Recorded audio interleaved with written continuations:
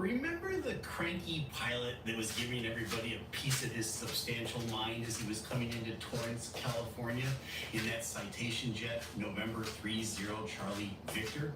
Well, there's more to the story. But wait, there's more. Because he re-emerged about 30 hours later to get his clearance to take his jet and his passengers to some exciting location. Still waking up on the wrong side of the prop?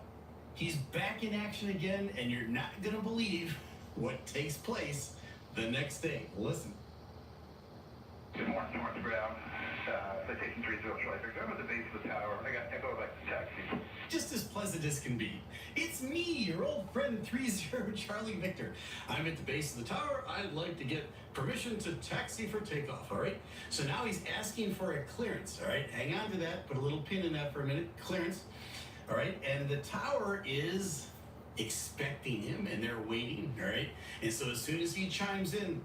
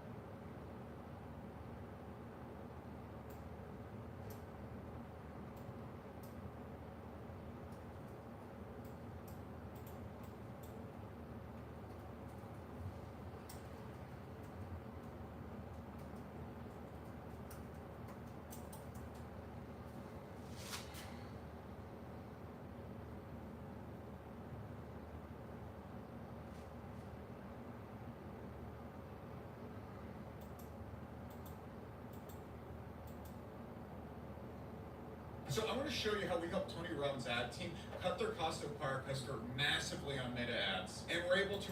remember the cranky pilot that was giving for a clearance, all right? Hang on to that. Put a little pin in that for a minute. Clearance.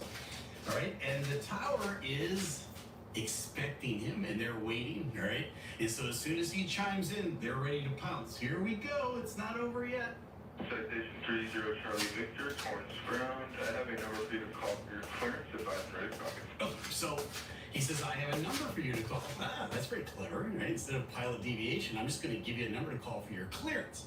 Well, that's really not a thing, right? You can dial in a frequency for your clearance and get your clearance that way. But he wants him to call the approach controller that he talked to yesterday and talked to the supervisor and get that whole thing straightened out. If you remember, this guy flew in and he was all belligerent about what approach he was going to get, and everything was unsafe, and he was really cranky with the controller, and she was being very professional. All right. And he was, in my opinion, being way out of control. And they asked him to take down a number, and he simply refuses. Right? And they even send a truck out to the airplane as they're getting out of the truck, and he says, no, I'm not writing down the number. I'm not going to call anybody. And you all are wondering, can he do that? Well, apparently he can. Now, should he do that? That's another thing altogether. But he refused the number the day before, comes back to work the next day, and wants to get a clearance to taxi. Well, wait a minute, hold on. We got some unresolved business to take care of. So they try to give him a number to call for his clearance, but he's not having any of it. Watch now. He's going to pivot from wanting a clearance to something else. I'll explain. We're not clearing this. I'm taking off VFR for you. We're not clearing. You're not clearing us. There's no clearance involved here. He said, we're taking off VFR. That's visual flight rules. Now, you can take off VFR. What does that mean to you and I? That means you don't have to have a clearance. You don't have to check in with anybody. That means you're taking responsibility for your own visual separation. That means you're going to fly at odd altitudes. So instead of 1,000, 2,000, 3,000, 4,000, you're going to fly at 2,500, 35, 4,500. You're going to take a 500-foot increment, fly in between the altitudes, and basically look outside, and you don't really have to talk to anybody when you go VFR. So he's pretty quick on his feet here from going from the whole clearance to taxi thing to, we're just going out VFR. I don't need to talk to anybody. All right. That throws a curveball back. That's like a tennis match, right? It's back in the tower controller's hands. And they're going, this guy, he's driving me crazy, right? And this guy, he's going to start throwing out, federal this and federal that. This guy reminds me of somebody, and I can't really put my finger on exactly who it is, but somebody from a movie sometime, I don't know what it is. Let me see who he reminds me of. We are federales, the mounted police. If you're the police, where are your badges? Badges? We ain't got no badges. We don't need no badges. I don't have to show you any stinking badge. But that's the guy. That's the guy he reminds me of. All right? And so he's saying, I don't need no stinking badges. I don't need to follow your rules. I don't need to do any of this stuff. Okay, that's fine. You don't have to, but you ought to. So now this guy has just declared that he's going to go VFR. Well, obviously, it's and he doesn't want not a real. clearance. And that throws the ball back to the tower. How are they going to respond to all of this? Well, we're going to see here in a second. Stand by, he says. We'll be right back, but first a quick word from our sponsor. One of the things I've learned after decades of flying is that it's amazing how many people will put off taking care of yourself. I've been using Zopters like this help us to make more content for you. You can't do that at a controlled airfield. You can't just dictate to them what you're going to do. And so this is going to go from bad to worse. And I'm here to tell you, all right, this is my opinion, and my opinion only. If I was a Fed and I was looking at this guy's case, I would pull his license in a heartbeat, all right? And if you're the pilot and you're listening to this, I'm just here to tell you, dude, go to anger management class or something. I understand, I think, what you're trying to get to, but what you're trying to prove or how you're trying to get to that place is not the appropriate way to do it. You just don't do it this way. But again, if I was in the back of his airplane, I would certainly get out off of that airplane. There's more. Citation 0 Victor, brother, Stand by. All right, don't stand by twice. About a half a minute goes by. Here we go, Mr. Impatient. Watch ground, icon 345 Bravo Alpha, DSTs, request taxi to 29 right with Echo. All right, another aircraft calls in and asks the taxi. All right, what happens here? Watch. Icon 345 Bravo Alpha, watch ground, runway 29 right, taxi Juliet. Taxi Juliet, 29 right, 345 Bravo Alpha. Ooh, how's Mr. Cranky Pants gonna handle that? Okay, he just cleared somebody else to taxi to 29 right. Well, watch this. Excuse me, I was in sequence ahead of that for 30 Charlie Victor. I was in sequence in front of that guy. You can't do that. Oh yeah? Back and forth. Here we go, the tennis match. Citation 0 Charlie Victor, understood. We're just offline coordinating right now. I'll be right with you. In fact, we were just talking about you a second ago. Okay. There's no coordinating offline, sir. I was in sequence. We've got the jet engine started up. I'd like to taxi per federal requirements to the active. I got echo. Wow, what a guy. Citation 0 Charlie Victor, understood. Stand by. Been stand by, sir. How long would you like me to stand by? At least a little bit longer, because we're figuring out what we're going to do with you. Yeah, I was ahead of the other traffic. That just called in that you gave permission to taxi. Why can I not taxi? I'm not going to answer that question. I'd like to. Children listen on this channel, so I'm not going to. But you can fill in the blanks. Citation 0 Charlie Victor. Possible pilot deviation. Advise you have, or correction, advise you contact SoCal Tracon at 858-537. Finally, they gave him the phone number. Does he write it down? Complaints will be filed when I get back to my home base. Give me clearance to take off the VFR to get back home for safety, please. Wow. Citation 0 Charlie Victor, runway 29 right, taxi Foxtrot, Alpha Juliet. 29 right, Foxtrot, Alpha Juliet. Charlie Victor, thank you. Okay, so now what is the requirement? Can they force this guy not to fly? No, that's something that the FAA does. So this is not a authority action on part of the FAA. They can, if he has to taxi, and they have to taxi him for takeoff. Okay. Until the feds pull his license and he's not legal to do it, they can't deny him that access. And he knows that, so he's pushing all the buttons he's going right up to the limit, probably stepping over the limit a little bit. So these guys, all they have to do is deliver that phone number for him to call. Now, whether he calls or not, completely up to him. The feds will track you down. right? They have all your information and they hold your license certificate. And when, in a case like this, when you're that belligerent, they're going to pull your ticket in a heartbeat. Somebody's going to give you a phone call and they're going to say you are no longer legal to fly until you earn back your pilot's license. And there's probably going to be a fine and some other things that go along with this. It gets really ugly and very complicated. It better be worth it. The fight that you're trying to fight, which I'm not exactly sure what his fight is, he's going to explain to us here in a second. I'm not sure it's worth fighting. It's worth your license. But again, that's his choice. The way he's going about it, not in a million years. I would never go about it this way, but they're going to give him clearance. They have to taxi. Citation 0 Charlie Victor. Understand the complaint is fine. We're just doing our job as you are trying to do yours. Please understand that. Yes. Yes, I do. It's not against you guys. I've been here 50 years since I was 16. It's a big fight that the city's trying to shut you guys down.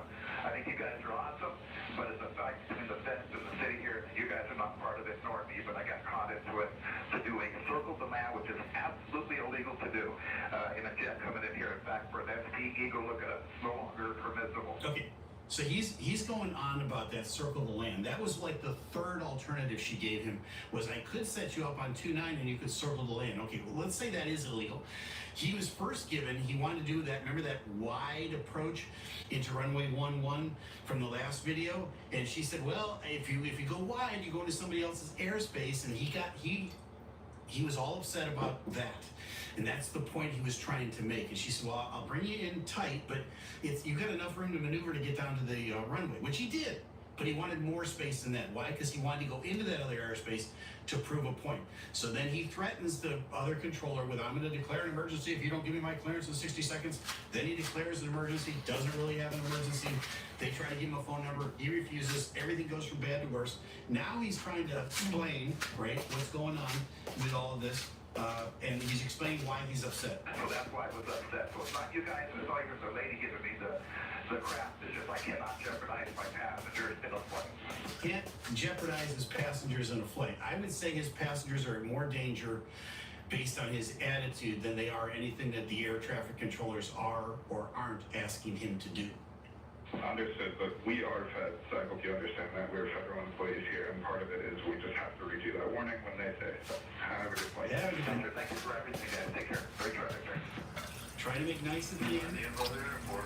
And somebody chimes in and says, you can land at any other airport. And that's the pilot mentality to this is, dude, check your ego at the door, right? You're cranky, you're upset, you're not concentrating on what you should be doing. And by the way, there's lots of other airports. You don't have to come into Torrance. You don't have to get to that right into that other airspace. You could avoid this problem altogether, but you want to make a point, right? I understand the sentiment of this other pilot, just frustrated because they're trying to get their airplane going too, and this guy's just, with his grievance on the radio. So that's it. The aircraft continued on to their destination. Normally, if we get any more details about what happened to this guy, we will absolutely come back to that. I want to be a fly on the wall when the feds call this guy up and see what sort of action they take regarding his license. I think it would be a mistake to let him keep it. But again, that's above my pay grade, as they say. But I thought you would want to know the follow-up. And as old Paul Harvey used to say, the rest of the story. There it is for you. Well, now you know. I'm Captain Steve. Fly safe. So if you managed to get all the way through this video and you don't know what I'm talking about with this guy, go check out this video. It's the beginning of the rest of the story. Do you also dream of traveling the world and living from your passion? We are Elisa and Alex, and we've been traveling for the last 5 years. So much of what happens next is just wrong. Listen, this is unbelievable. And 30 Charlie Victor with you at 6,000 on a heading of 240, like the widest approach for 1-1 left at Torrance, please. Okay, so 30 Charlie Victor is the only aircraft we're going to follow in this. And in that first little brief transmission, he gave us a little bitty glimpse, very small, into this whole big issue that this guy's got. There are people that wake up on the wrong side of the bed. There's people that wake up on the wrong side of the prop. There's people that shouldn't be flying an airplane that day. And this guy is one of them, all right? He gives us a little indication when he uses the word wide. He says, I want to come into Torrance County. I want to land on runway 11 left, and it better be wide. But he just kind of throws that out, all right? And then we're going to develop this into this huge thing, all right? Hang in there because this is going to answer a whole bunch of your questions. You all have been sending me questions about what happens if a pilot gets the dreaded number to write down and they refuse to write it down? Or what happens if they refuse to make the call? Or what happens if they declare an emergency and they don't have a real emergency? Here, okay? Watch. This is, here we go. Ranger Side Victor 10 right heading 260. I have your request. I'll come back to you with that. Remember, it's the 260 guy. You just maintain 4,000. 264,000, thank you, ma'am. All right, everything's fine. 264,000. She's just as pleasant as can be. Ranger Side Victor, I'm going to try and set you up for the visuals, but it's not very pretty over there. If you don't stay within 3 miles of the field when you go to turn base, you get all of the Hawthorne and the LA departures. Okay, what does she mean it's not very pretty over there? Torrance is just south of LAX. That's real big, serious airspace, okay? And they've got this RNAV approach now into 11 left at Torrance that they've built, but it skips you over into LA airspace, and so it's a mess, all right? And everybody agrees that it's a mess. This guy is pushing all the buttons today, and I think he woke up in the morning thinking, I'm going to push everybody's button, and he's going to make a statement about this RNAV approach into Torrance, and that's where the word wide came from, okay? So she explains to him, oh yeah, it's a big mess over there, but I'm going to kind of try to keep you nice and tight. We'll bring you into the field, and everybody will be happy. Here we go. How come the feds have a published RNAV approach for 1-1? That makes no sense, ma'am. I agree, and we already are super upset about it. It's not our area. It's a whole other area in their airspace, and they refuse to do it. Okay, so he's already unwrapping his grievance. Doesn't like this RNAV approach into Torrance. Why do the feds allow that sort of thing? Okay, he's starting to spool up. This is a pot stirrer that's beginning to stir the pot. She gives a little laugh at the end. Well, you know what? We've already made our 2 cents worth, but they refuse to change anything about it. Here we go. Yeah, but they don't control the airspace, the feds, and that's a federal airport. I've been doing it reporting, but not taking us to Citation 5, and I don't want to do it. To give instructors and the FAA now for a fine to do a vertical thing. You got to give me white out there, or we're going to go through the RNAV, and we'll talk about it later. You have to be talking to me, you hire somebody else. Because they don't have the final published for the RNAV 101, so they can't legally vector the final for that. But I'm going to get you in for the visual. I'm just giving you a warning. We just got to make sure we're nice and tight. I'm trying to get you as low as I can so you can get as close as you can without too much traffic in the way. Okay, nice and tight and wide are 2 different things. So you already broadcast, well, kind of tiny broadcast, I want a wide approach. I'm not going to do anything that's unsafe. I don't like this RNAV into Torrance County. All right. And How you doing? everybody in the world know about it. Welcome She's just in. as pleasant as can be. She's like, well, we'll see what we can do. We'll get to the visual. We can't get to the RNAV. That gets you into everybody else's airspace, and I've got to coordinate with everybody else over at LAX to get you to come out and do that. I know it's a mess. We all agree it's a mess. But you know what? If you want to land at Torrance, I'm going to get you in nice and tight. Everything will be safe. You'll love it. Right? Yeah. Here we go. Again, I thank you for the help, but again, I'll make it. I'll notify you if it's safe or not. Then I'll do what I need to do to fly a safe aircraft jet into Torrance. I'm going to get the terms that's going to keep it safe, but 30 Victor is going to maintain 2,700. On the 2700, right? She's shaking her head right now, going, I'm not in the unsafe business, right? So there's an expression I use all the time on this channel, and I say to my young pilots, don't let anybody outside your cockpit fly your airplane for you. Okay, so you might say, well, wait a minute, Captain Steve. All right, how you doing today? Welcome in. God bless you. I've been having a And good the opposite day. universe is this. Don't let somebody outside of your control tower, outside of your airspace, try to vector airplanes for you, okay? That's exactly what this guy's doing. He's trying to get in her scope and basically do her job for her. He's leading her on, pressuring her, badgering her, all of those things, totally inappropriate, and she's not having any of it, but she's doing it with a smile on her face. I love this. Okay, here we go. More from 30 Charlie Victor. And 30 Charlie Victor going down to 700 and a 260. Proceed to Charlie Victor, affirmative. Affirmative. Just as pleasant as can be. 30 Charlie Victor, flight heading 280. That was broken, 30 Charlie Victor. 30 Charlie Victor, flight heading 280. 280, 30 Charlie. She's in the Hey, game. man, where you got me going here? I mean, the ILS was preferable to this. Where you got me heading now? We'll be right back, but first a quick word from today's sponsor. One of the things, This may be the last ad you ever see, because with the free ad block extension from Capital One Shopping, you can say goodbye to ad. basically, I want to get into Torrance, I want to land, so they had this discussion back and forth about the RNAV. Yep, they both agreed it's not an ideal situation, but it involves LAX's airspace. There's nothing that she can do about it. It's outside of her control. He's going to press the issue, right? And so she's bringing him in for vectors, and he's upset now that she's taking him out over the mountains. He doesn't want to go out that far. And then he says he didn't ask for the ILS, but he says, well, the ILS would have been preferable to this. Well, okay, well, what do you want? Do you want the visual? Do you want the ILS? Do you want the RNAV? Right? We agreed on the visual. So I'm giving you the visual. Now he said. Then he goes back and he says, well, I want the ILS now. Okay, all right, you can't just do that. He's talking on top of her, and then he does the old, if you don't give me what I want in the next 60 seconds, I'm going to declare an emergency. That's a threat. It's never taken and received well All right. on the part of air traffic Hello, control, everyone. nor should it be. This is where Hope you're having this a good guy is day. trying to do her job for her. And that's not his job. So I'm on team air traffic controller. I'm on her side right now. Do not let this guy take over control of this situation. You're the air traffic controller. You vector this guy. You tell him what you want to do. He's got more to say. Here we go. We're making a answer right now. I'm going to go down to Southwest Minimum Central right. You want me to get over. We're supposed to be doing the left, correct? Get left. So 1.5. 180, that's just for coordination for the RNAV approach. 30 Charlie Victor, you can left heading 180, that's just for coordination. Okay, so now she's taking control. And she's saying, look, if you don't want the visual, I will vector you for the RNAV approach to 11 left.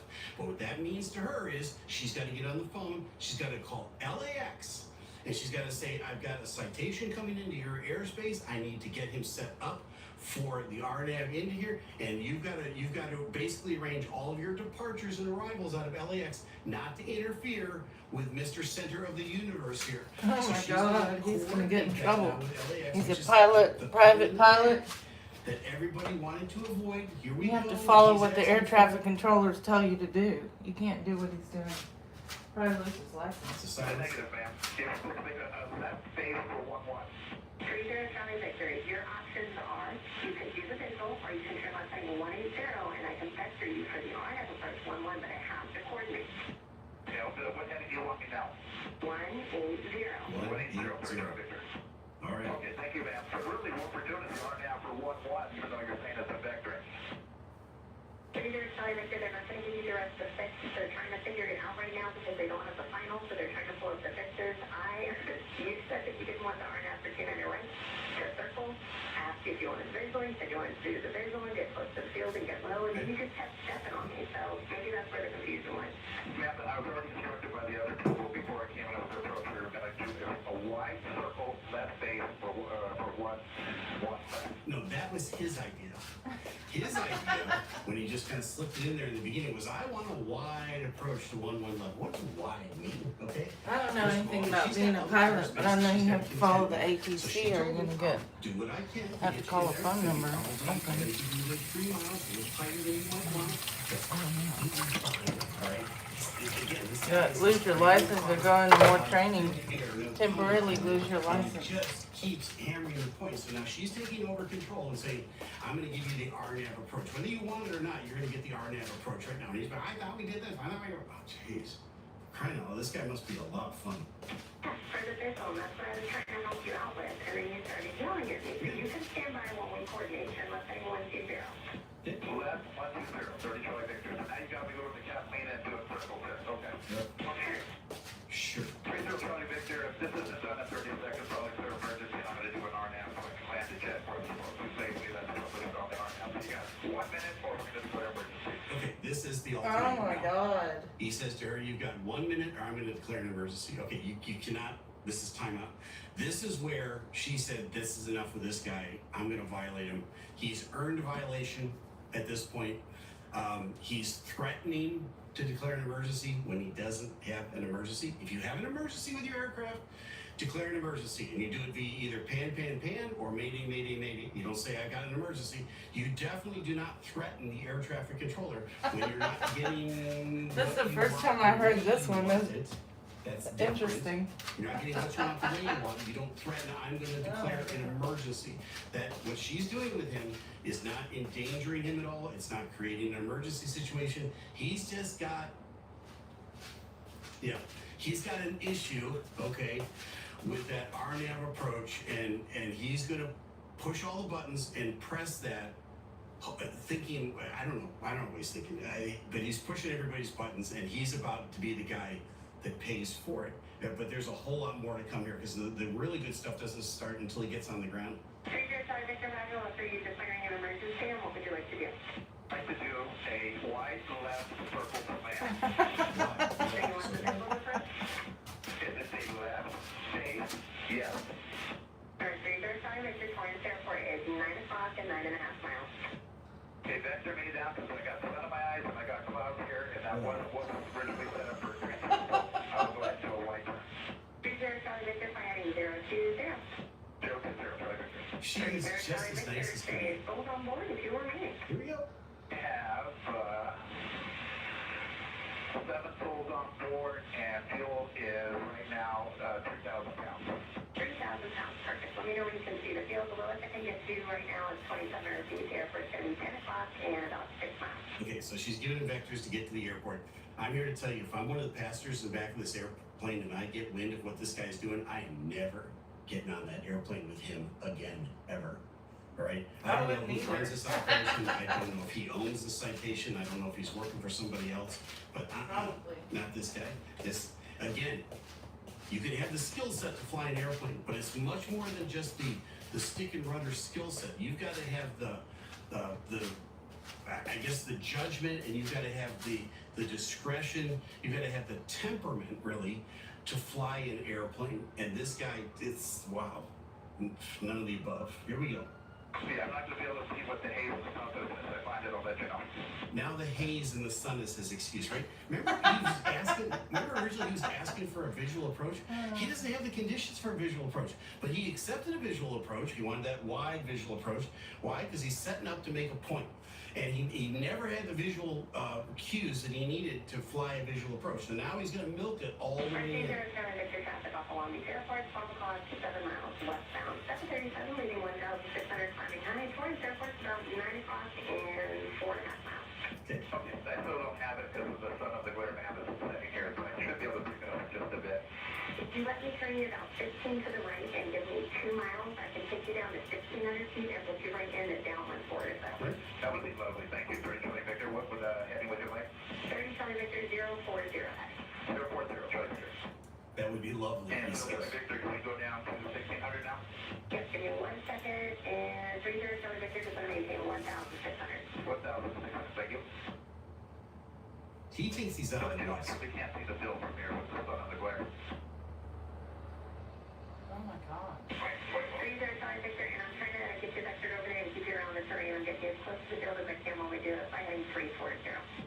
340, 30. Alright, 30 Charlie Victor by heading 300. 30, Charlie Victor. South 30 Charlie Victor to the helicopter with the console miles for 600 feet. They are upward forward tower. There's going to be no factor by heading 295. Alright, 295. I still can't find the airport. I see it on the GPS. I guess the sun of the glare with the haze coming in. Yeah, I'm trying to get as close as I can to it, but right outside of the higher estimated so that we can try and stay nice and low and nice and close. It's going to be about 10 o'clock and 4.5 miles. If you're a Christian thinking about starting a business, don't. Starting a business is a terrible idea. I like to hear aviation, you know. Because 95% of people. That's kind of funny. Okay. This guy, Ryan, Before we this, get into the hi rest of Ryan, this, honey. I This just guy wanna is start you with majorly how many hoops is she violating the up to ATC accomplish air There's a traffic whole lot controllers you don't see. because of She's his. been on the phone. You can't She's do got her that. assistant on the phone talking to LAX. All right, that's coming up here in a minute. So this guy he's turning around. He can't could see lose the his airport, pilot can't see the airport, license, He's right? got on his eyes.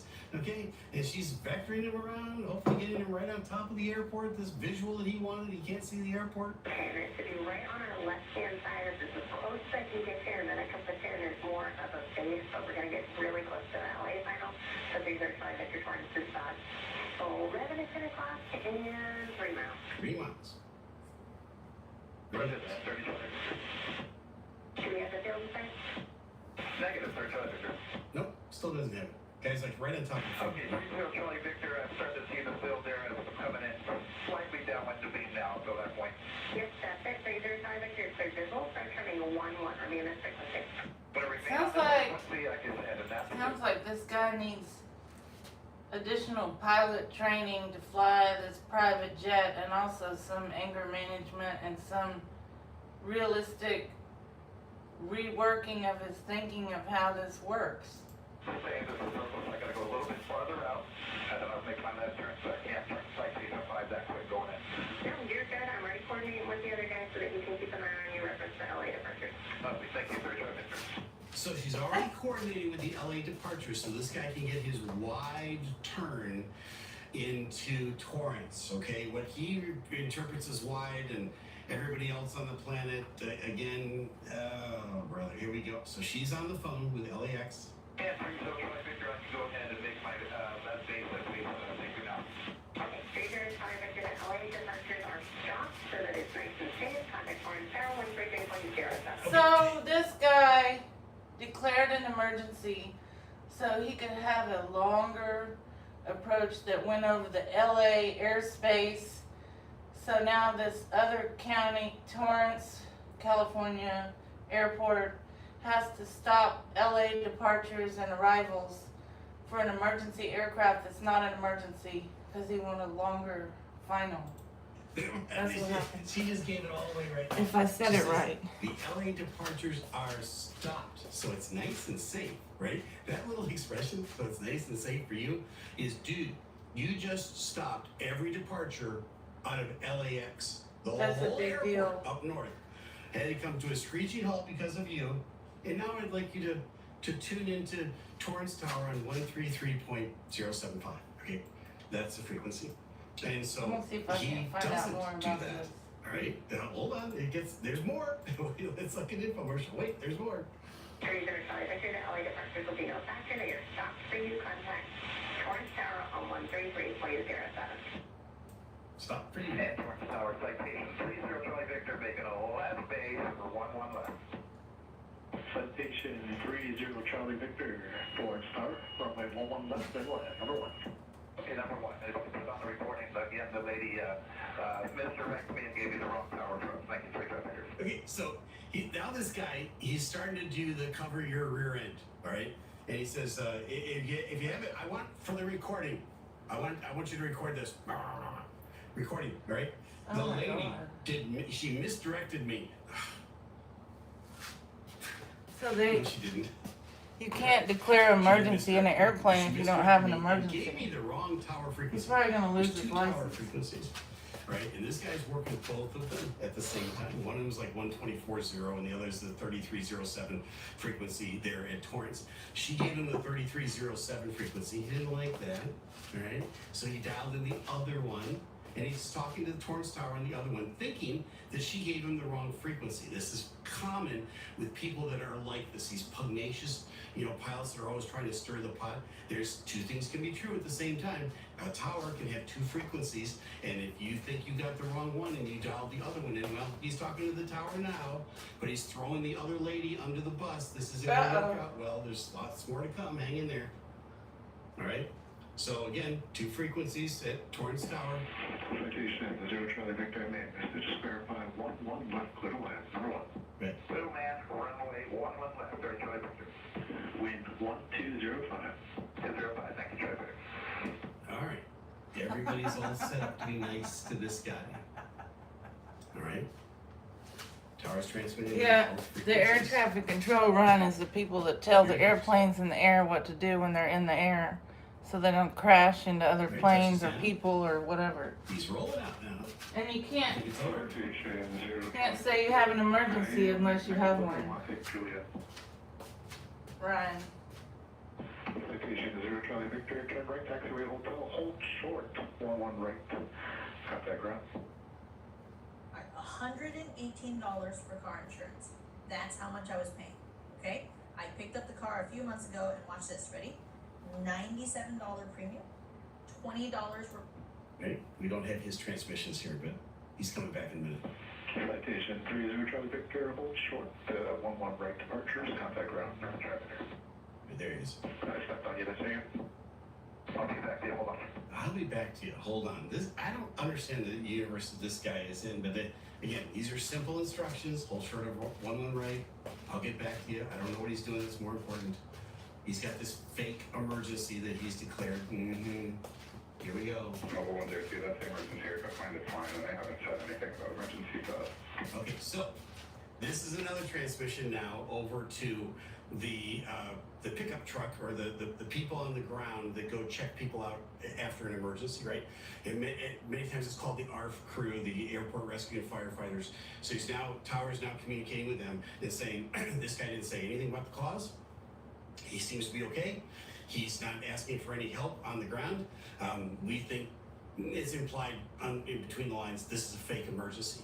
So I want you to go check this guy out anyway. And he's busy just kind of doing his own thing after he's landed. But here it comes.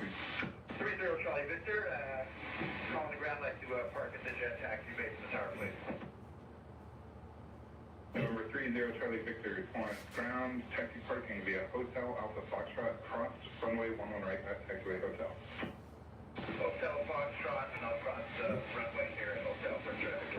Number 0 Charlie Victor, Hotel Alpha Foxtrot. Hotel Alpha Foxtrot, 30 Charlie Victor. If you want a progressive, that would be lovely. Absolutely, sir. All right, what's a progressive taxi? That means you don't know where you are and you don't know where you're going, and you're asking for the ground controller or the tower controller in this case to call your turns. So go up to that next taxiway, turn left. Go 2 taxiways and turn right. All right, right there, yeah, that right there. Okay, and they're going to talk you through it turn by turn on the airport. That's the lazy man's way of not looking at your chart, or if you're not familiar with the airport and you didn't take the time ahead of time to get familiar with the airport, you're going to ask for a progressive taxi. All right, he's doing that. This guy's just a flying wayman. Here we go.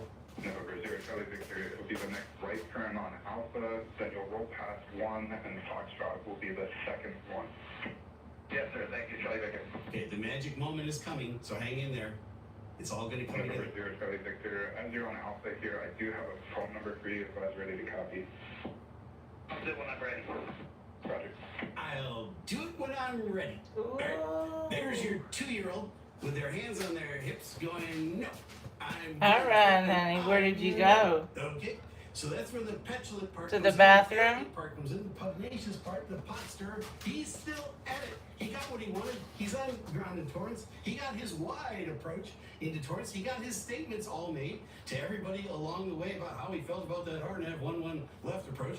All right, and the center, the universe centers around this guy. He's on the ground, and he's going to get to it when he's ready. Is he ever going to be ready? Hang in there. I got the sun in my eyes, so just give me a progressive taxi. Yes. No, it's the next one is the one you're going to turn left on. The next one's Foxtrot. It's sort of lined up here with this 4 kilos here that's written soft. I can't write down the number. I've gone blind. I can't see. All right, so he's got the sun in his eyes again as he's headed towards where he wants to go. And yeah, is he going to write down this number? Let's see. November 0 Charlie Victor, so it's this left turn here, and then another immediate right behind this sob, and then any of the blue squares on the tower side of this sob. Yes, sir. I got it now. Thank you. Sun's in my eyes. I can see now. Thank you, sir. Yeah, I can see now. Okay, yeah. November 0 Charlie Victor, so just advise ready to copy. When are you ready to copy? And? November 30 Charlie Victor, Torrance ground. Torrance ground? Yeah. Cricket. Mobile 102 Torrance ground. Third call. I might need you to go out that citation and get back on the radio. I've got something I need to read to them. They said they've advised when ready to copy, and they're just leaving the cockpit. They're just leaving the cockpit. So he can see them. They've gone, they parked, right? They got the chocks in. They're just getting out of the airplane. Yeah, I'm not gonna write down that number. Yeah. He said, I'll do it when I'm ready. Well, apparently, he's never gonna be ready. So Damn. you've asked the question before, what happens if a pilot refuses to either make the call or write down the number? You're about to find out. Copy that. I'll handle there. Appreciate it. All right. So the guy on the ground says, I'll head over there. Yeah, sure. All right. How is this? Okay, we need to make contact with them. They're unloading right now. Okay, they're unloading. Don't call you on the landline. I'll call you on the landline, he says. Yeah, he's refusing, so nothing I can do. He's refusing. So he went and had a little conversation with him, and he said, the guy's just saying, I don't want the number. I'm not going to write down the number. I'm not calling anybody, right? Remember me? I'm the pilot. I'm the center of the universe, all right? And I asked for all this stuff, and I got it, and you know what? I'm not calling anybody. Okay, that's your choice. You don't have to call the number. All right, then tower controller says, or ground controller? Okay, well then I guess the last thing for me, just say, like, we still have to fill out the paperwork, and we're going to be putting in that he refused to talk, and that generally makes it worse, so whatever he wants to do is on him, but... Generally makes it worse. Yeah, he's aware of that. He's familiar with the feds, so hopefully. Roger, okay, I appreciate the help. That's it. He's familiar with the feds. I bet he is. I'm thinking that this isn't, maybe this first guy's running with the feds. Maybe he thinks he's bulletproof. Maybe he dodged a bullet last time and he kept his pilot's license. I don't know. I don't know the story behind this guy. All I know is what we can listen to, and this guy is arrogant. He shouldn't be beyond the controls of an airplane. He's a pot stirrer. He's got this petulant attitude about stuff, and that's not the way it works. He stopped every departure at LAX because of his fake emergency so that he could get his wide approach into Torrance. And if you can't get an approach, a visual approach into an airport within the operating envelope of your airplane, then maybe you need to go someplace else, all right? Wow. And so hats off to the air traffic controller, especially the woman who did not let this guy take control of the situation. She sat there and she was in charge the entire time, and she did it with a smile on her face. How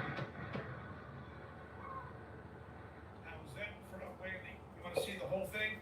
This is amazing. This is a very experienced, supposedly test pilot, made a test pilot takeoff in his T-51, had an engine failure, failed to lower the nose. This is Bill Colino up in Ohio, crashed and destroyed this T-51, never lowered the nose, wasn't supposed to be in the airplane. Let's watch the entire takeoff. Okay, that's not it. I'm gonna go to Google.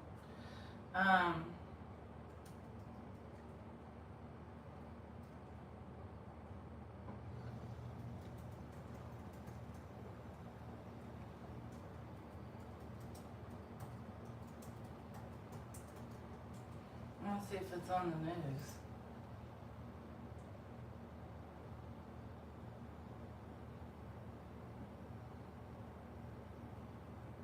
It's on YouTube.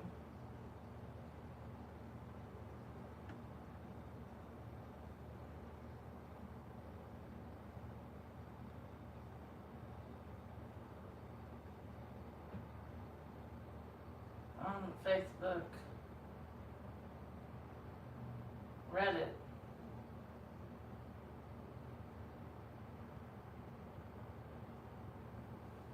It's not on like the national news or anything like that.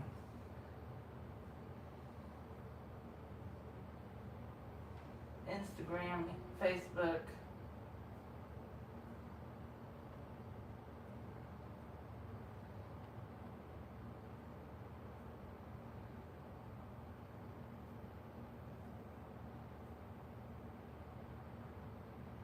Reddit.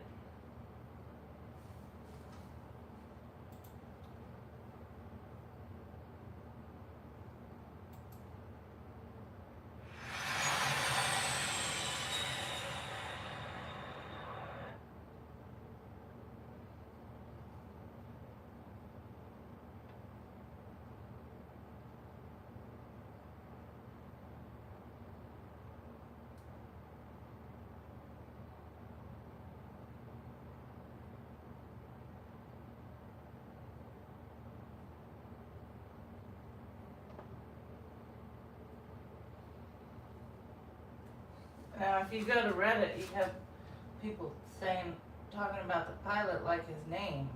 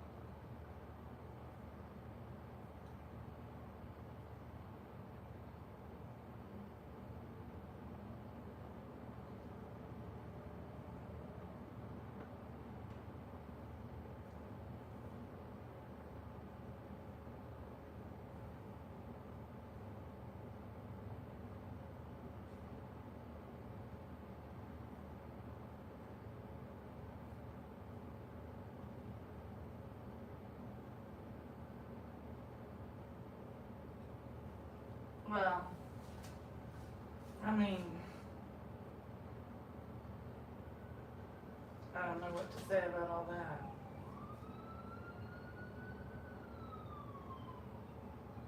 But there's really not any news about it other than YouTube and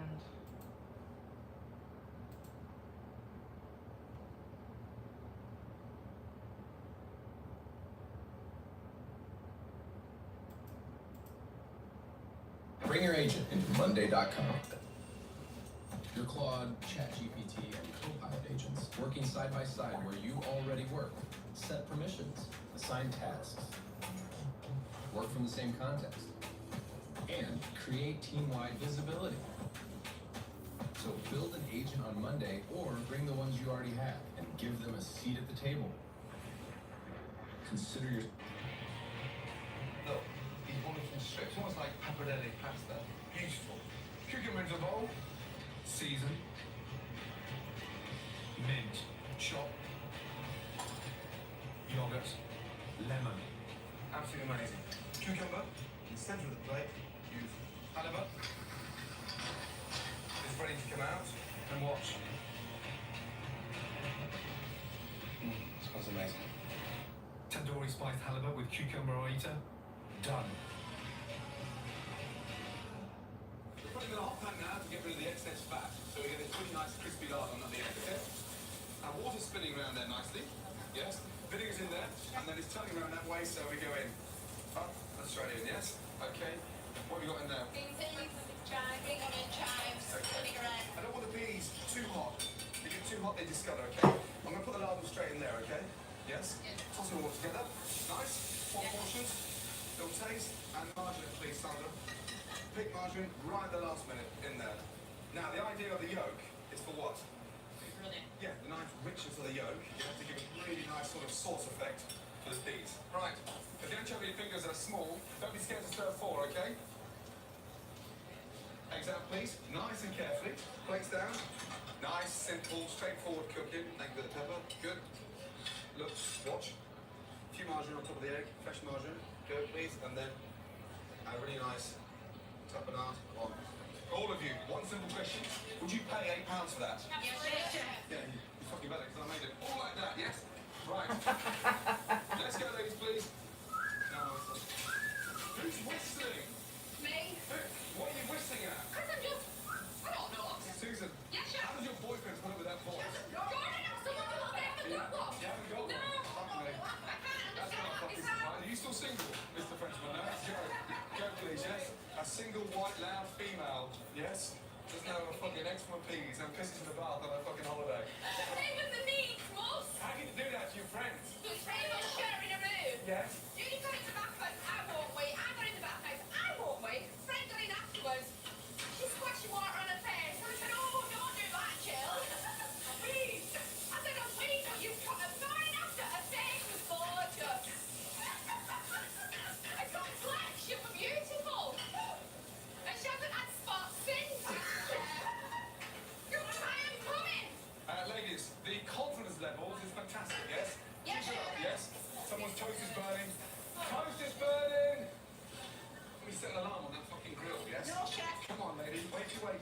You may eat fucking burnt toast up north, but we're in fucking London. What's the moron, Jack? Let's go. It's like fucking ill-dropped then. Let's go. You know that voice. It's like having 4 jealous reporters in the kitchen. Yes, they're burnt. So is that alright? Yeah, well.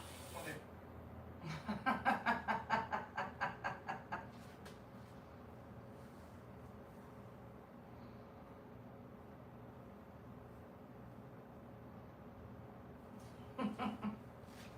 Ryan, honey.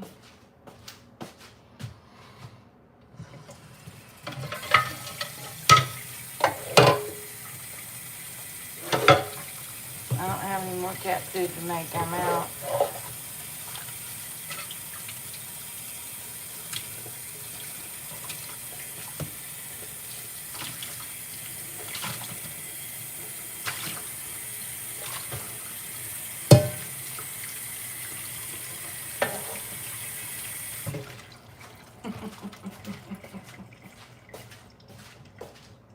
I love Gordon Ramsay. He's so funny.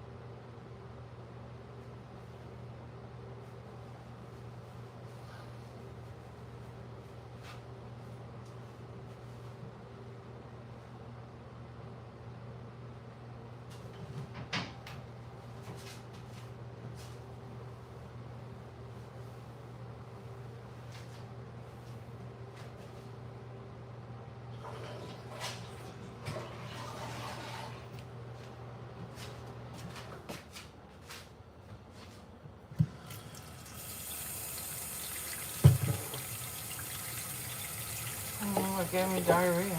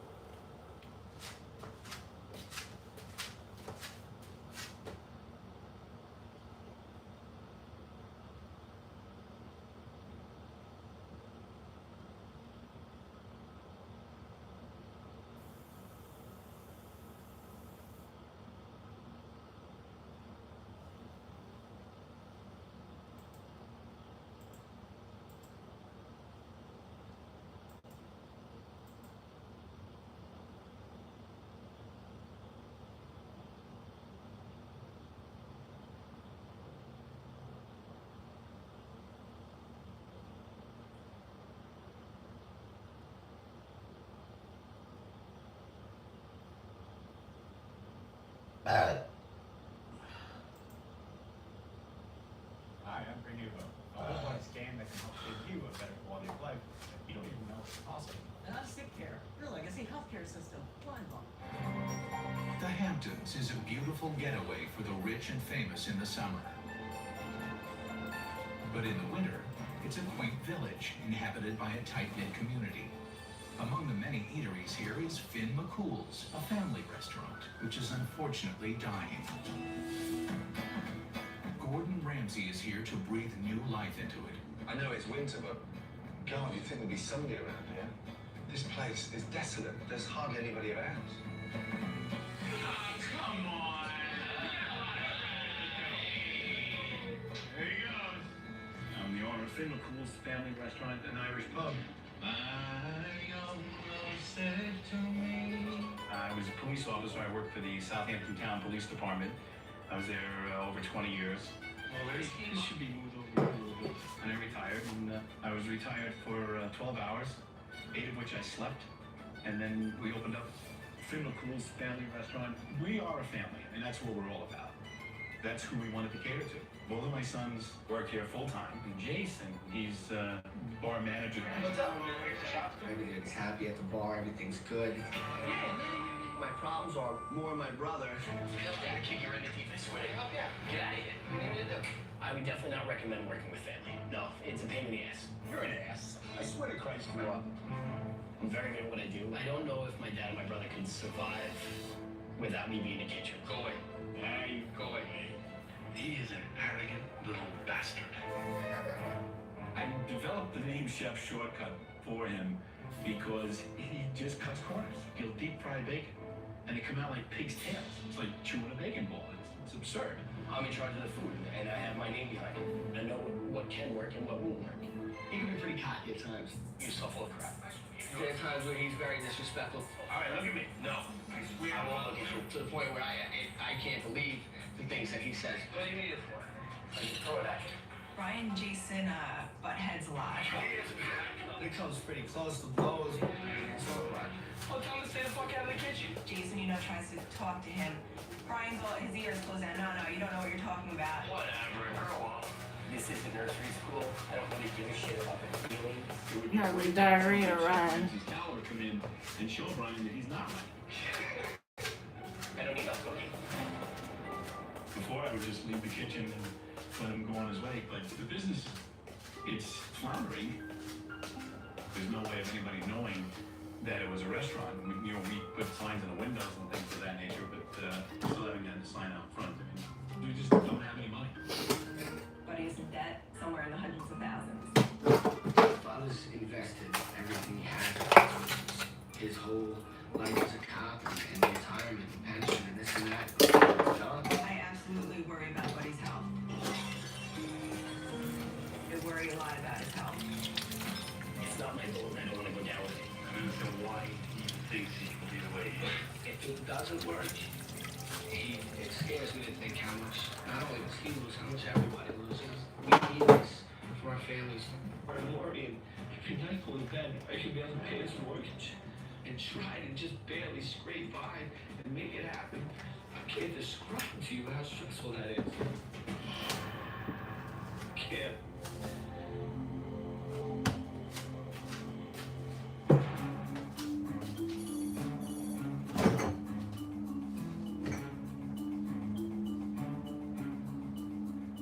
Finn McCall's to help a family that are in crisis, and bloody hell, it looks like a funeral parlor on the outside, not a restaurant.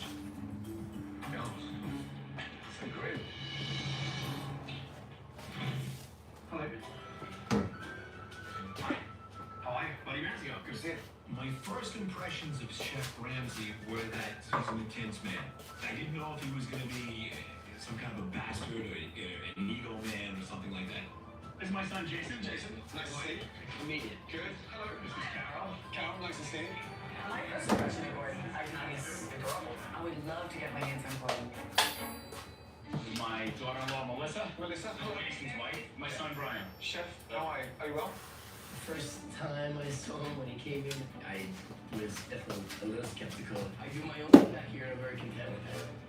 So, let's start with Carol. What's the problem? We have problems with staff.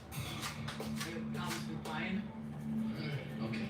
He's a bit arrogant and a lot arrogant. Because I say what needs to be said and you people don't want to hear it. Hey, that's not true. We're here to make money. Yeah. And if you're not going to do your job, get out. I'm sorry, Brian, but it does it stems from him because he won't listen to Buddy.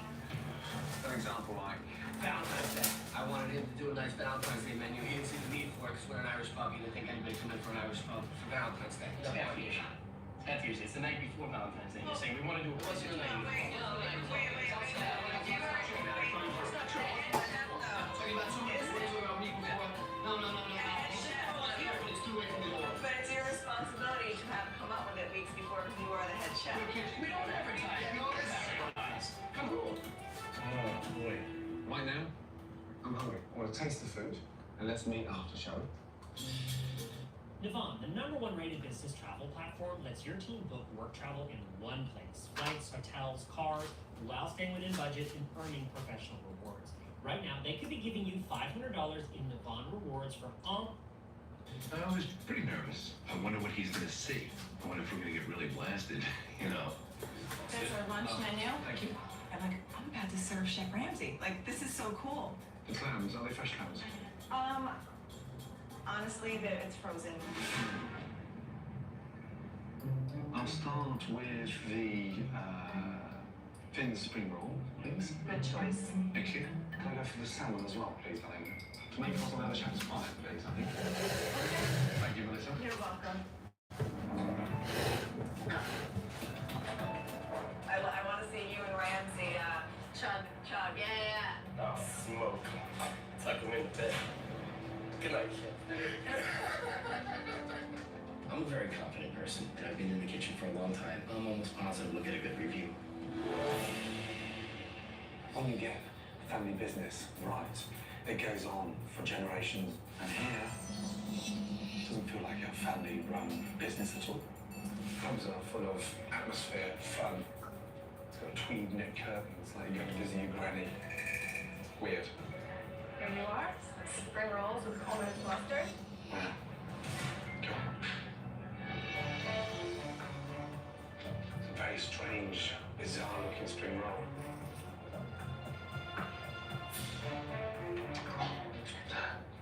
Are they popular on the menu? People really like them. No doubt half the customers are drunk. This is the tough half hour of my life. Not a big hit. You like it? No. Brian's in the kitchen, like, wondering. I'm just like, no. Are you kidding me? He really thought that I was going to walk back there and be like, he loved it. You know, he wants you to come work for him. Come on. We tried that one. Let me get you some clean silverware. Thank you. And what's your stuff with, please, Melissa? On top is a balsamic reduction. He likes to use that a lot. He likes that, doesn't Yes, he does. On everything, he puts a little drizzle on. A little. Thank you. You're welcome. Always a sign of a very insecure chef when he macerates everything in osmond vinegar. Look at this. Horrible. Doesn't taste of salmon at all. Off through? Does my shepherd's pie have any balsam and vinegar? No. Good. Lovely. I don't even think he likes the water. He said, will my shepherd's pie have any balsamic vinegar on it? I said, I can assure you it will not. Do I? Do I dare? I don't like to come off conceited or cocky. I'm very good at what I do. I know the back of the house very well. I've done everything that's out there. Let's try that one.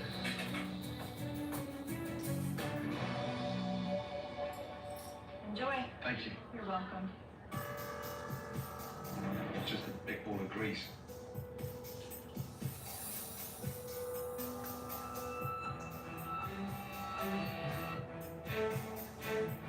Just very, very greasy.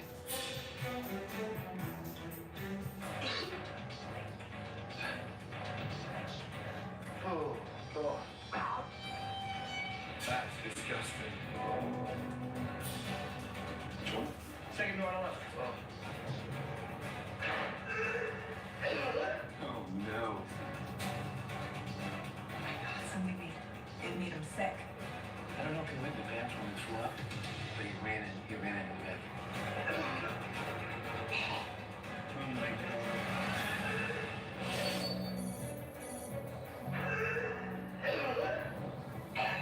After suffering through the best Finn McCool's has to offer, it's time for Gordon to have a little chat with the chef.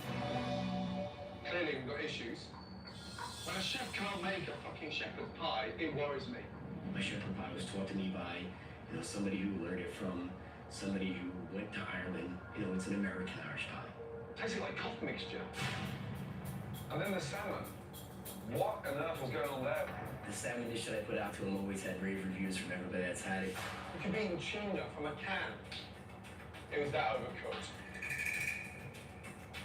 Was that you at your best? It was me doing what I do is I cook for you, and imagine the way that I would have cooked for somebody that would come in tomorrow night that I don't know. Every day you have to give it your best shot. He has no idea what he's talking about, so whatever he has to tell me, I don't really care.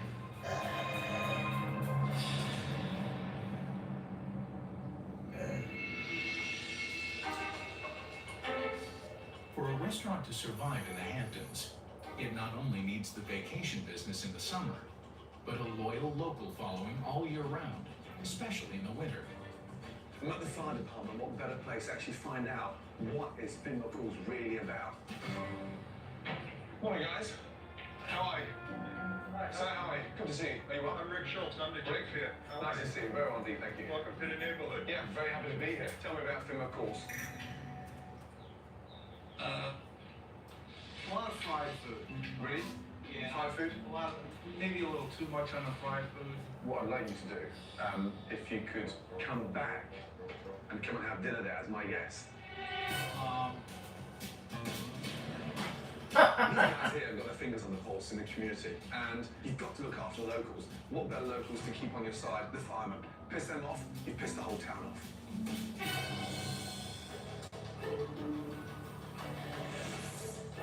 After inviting the firemen to dinner, Gordon decides to do a quick investigation of the kitchen. This shelf, when was the last time somebody actually wiped it down? You eat that? Canned artichokes. This is lethal. What is that? So God knows how old was the shepherd's pie that I had lunchtime. Please tell me, people do not eat that.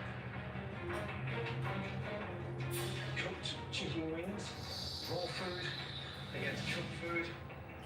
What on earth is that? Oh, for God's sake. Kitchen nightmare. This is a kitchen disaster. There is one clean thing in here. Do you want to know how people are making $2,000 a month from rental properties they don't own, don't rent, and have never visited before? There's a Gordon Ramsay cookbook in the kitchen, Ryan. Now see, I can't show the video on my video, Ryan, because I'm sure it would get a copyright claim of Gordon Ramsay video, but if I have it in the background, it's not bad. Disappointed by the state of the... As far as I'm aware of, because I've seen other YouTubers, they're reviewing videos and they're in one little part of the screen and then they have the video in the other part, but I don't know how to do that, so. kitchen, Gordon is questioning the family's commitment to their restaurant. Okay, I went through the fridges and I was pretty disgusted. Brian, you need to seriously pay a lot more respect to what you're doing. And the first thing we're going to do this morning, whether we like it or not, yeah, all of us, is we're going to clean. I was a little offended. I always consider myself to have a pretty clean kitchen. Me, you, and you, we're going to clean the kitchen, yeah? Everywhere, yes? It pissed me off. I don't dirty that kitchen. I don't cook in that kitchen. So I don't want to go into his kitchen and clean it. All out, off, soaked, and we get all these changed and in. Quite frankly, I thought we were pretty clean. Clean. It was frustrating and definitely embarrassing, but even Chef Ramsay had some gloves on, he was cleaning. I think that was more impressive than anything to see him being as hands-on as he was. Guys, underneath there. Boss, what a difference.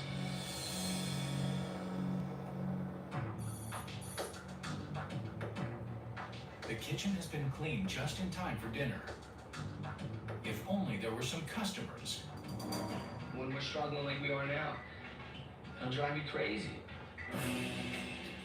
Why don't more locals, come? Maybe they've come here and had a bad experience and didn't want to come back.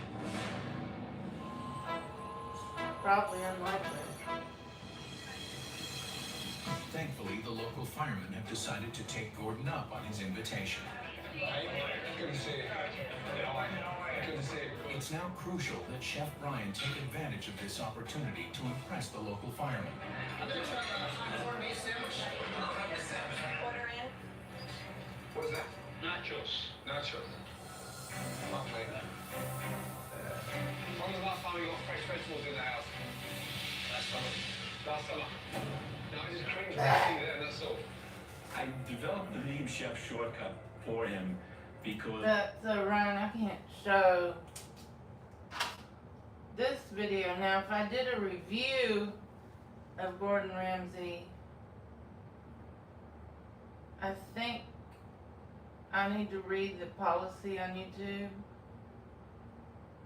Like, I would be in one corner, like, and then on the camera, and then we'd all be watching the Gordon Ramsay, and I'll give my 10 cents opinion about it now and then. But I've seen him do it for TikTok videos, and other YouTubers do reviews of other YouTubers the same way. But Gordon Ramsay is syndicated on national, international television and pretty well known. So I don't think that realistically I could show his video on my YouTube live and get away with it. I think they would get copyright removal like I get for music.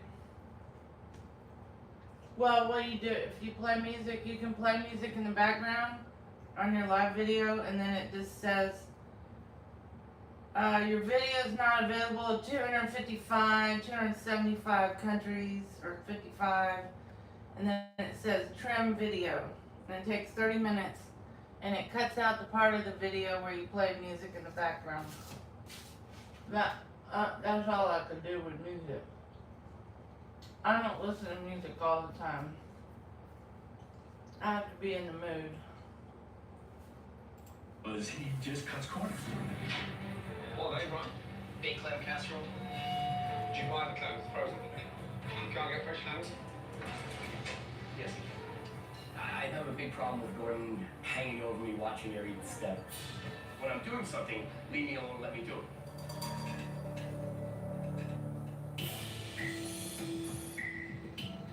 45 minutes into dinner service, and the firemen are still waiting for their food. 75% of the time I go back into the kitchen, my brother's on his cell phone. I say, how are you cooking? I've been looking at what you're doing. How could you possibly be cooking and doing this when you're sitting there chatting on your cell phone? When the firemen finally do get served, they're not impressed. Is there something wrong? Brian, 3 seconds, please. So guys, this is Brian, the chef, yes. I've only met, no. These guys are your locals. Start off with your pie, please. How was it? It wasn't warm enough. The flounder, it was frozen, it wasn't very flaky. Since it was an Irish place, I went with the corned beef sandwich he had, but it seemed to be very dry. He's a volunteer fireman. I do this for a living, and for somebody to critique me who doesn't even really do it for a living, you know, you want to tell him to shut up. Thank you. Okay, cheers. You can bet your butt they won't be coming back. So I was just like, I don't see how this is gonna work. After feeling the heat of the firemen, Brian and sous chef Francis get back to work under the watchful eye of Gordon, who can't believe what he sees. Well, I mean, Houston, just like Mexico City, when I went to restaurants, I usually did word of mouth. Just chit-chatting with servers so I could find cheaper places to eat or different cheaper places. Same thing with Houston. Well, I don't have the money to eat out, but if I did and I was doing food reviews on my channel, I mean, I'm not gonna, my food reviews paid by me, so not by the restaurant, because if you get it paid by the restaurant, your tendency to show favoritism to the restaurant. So chances are I would not go visit new places unless I was referred to one, or unless I just wanted to go to random places that I knew about that were pretty shitty food and I could do a review. But, I mean, I haven't lived in Houston for about 3 years, 2.5, 3, well, now 3 years.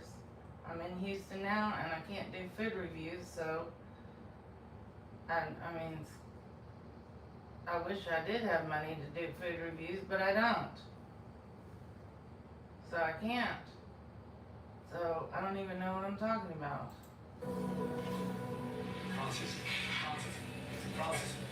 Francis, he's deaf as a fucking bat. Dallas. But Took off the floor, put it in the fryer. if I did a food review, a hotel review, or a restaurant review, or any of that, that's going to be an honest opinion. I don't want some YouTubers get comps with the restaurant. All you have to do is tell them you're on TikTok, and they don't bother you. They don't even, most of them, they don't even ask you, or whatever you want to call it. Just tell them I just film myself in the food, not customers, and they're fine with it. Nobody ever says anything. And I have done actual food reviews on Facebook Live. It's been a long time ago, but I did them. I wouldn't do it like that though. I do a food review and then upload it. And I do a live video, but I wouldn't tell people where I'm eating. And then back in the sauce. For security reasons. Yeah, well, the fryer is going to, it's going to take anything that come off the floor, going to. Yeah, but it fell on the floor. Yeah. Put it back in the fryer. Right in the fryer. And that cleans it. Clean. Sterilize it. Sterilize it. Yeah, well, Fuck me. Sterilized it. that would that work. Drop the wing on the floor, picked up, stuck it back in the fryer. We're trying to keep everything consistent, but some things get messed up every now and then. What the fuck were you thinking? Oh my god. I've never, ever seen anything quite extraordinary as that. He serves food off the floor and serves the customer. No. Oh my god. No. I've done that. I've dropped a chicken wing and put it back in the pan, and it does sterilize it, but you can't do that in a restaurant. Because I mean, unless you, I mean, if your floor's clean enough at home and they're comfortable with it. 3-second rule. And have I done it? Yeah, but if I saw it done in a restaurant, I probably wouldn't go back to the restaurant. Because it can be, you know, if they're doing that, then the grease is contaminated. You might get food, I mean, you could get food poisoning that's unhealthy have it. This might be the only delivery service that actually feels chef made because it is. So This what is you the do thing at home, for you someone can't do that at a enjoys restaurant. delicious food without having. Also, there's food regulations. You can't do that. But yeah, at It's home day you can do 3, that. and knowing full well that Finn McCool's is But the not. lifeblood of the Mazzio family, Gordon is about to find out how desperate the business really is. If there was no significant improvement, how long could you afford to stay open for? We're in trouble right now.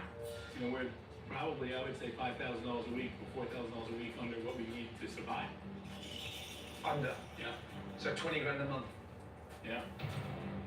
Just recently took a little personal loan from a friend and I pay him back, you know, that kind of thing, just to get us through this dreadful period here. You know, I don't sleep well owing people money. You know, it's not what I do. I haven't taken a check yet. You haven't paid yourself yet on the business? I get my checks in the safe. Got a stack of them. Come on, look. Oh, the boys get paid, buddy. Yeah, everybody else does. But these are... And you can't cash them? No. I've never lost anything. I've always been relatively successful. Buddy's basically put everything into this place. By this place not doing as good as he dreamed is just breaking him. Difficult having two sons in the business. Do they know the situation you're in? I think Jason understands more. Brian's out on an island a little bit. If Brian wasn't my son, I'd have fired him. Ready? If this doesn't work, and it does close, what will the boys do? This is one, you know, our entire family lives their lives. I can feel it. You know, my sons eat their dinner because of Finn McCool's. You know, their houses are warm because of Finn McCool's.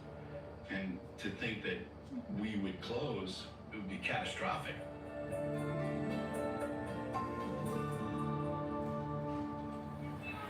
With a full understanding of the financial picture, Gordon turns his attention to the food, beginning with teaching Brian how to make a proper shepherd's pie. Right, give me the large tray that we put in the fridge to set. And we'll put the potatoes on there. Put it in the oven for 4 or 5 minutes. To have them come to your place and show you what you should be doing the right way. Put some cheese on there, grill it, and then get them to taste it, okay? Yeah? To be honest with you, it made me laugh a little. Drain off that fat. That's what I got upset with you on the other day. That, add that into the mix, into the bowl. To think that we are fortunate enough to be schooled by a man like Chef Ramsay, boy, you'd be a fool not to jump on that. Let's go to the dining room, shall we? Okay. So I just want you to have a little taste of Finn McCool's shepherd's pie, yes? Rich, ground beef.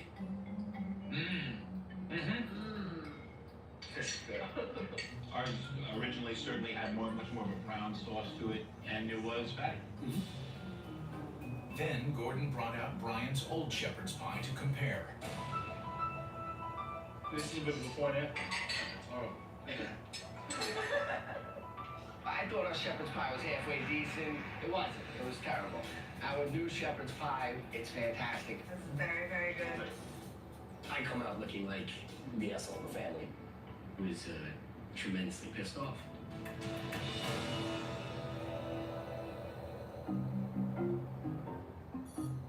After being humiliated, Brian goes to the bar. Hey, cheers, guys. Good to see you guys. Thanks for coming out.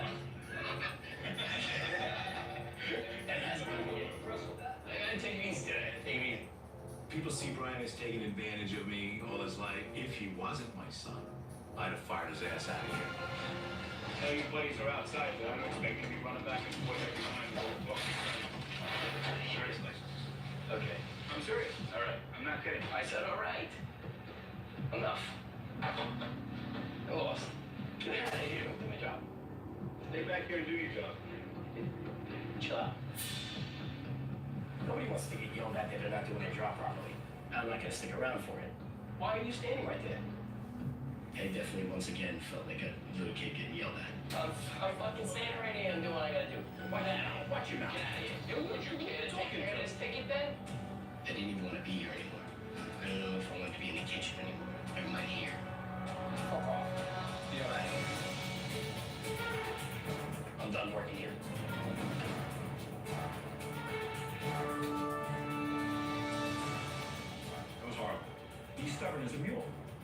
just absolutely stubborn.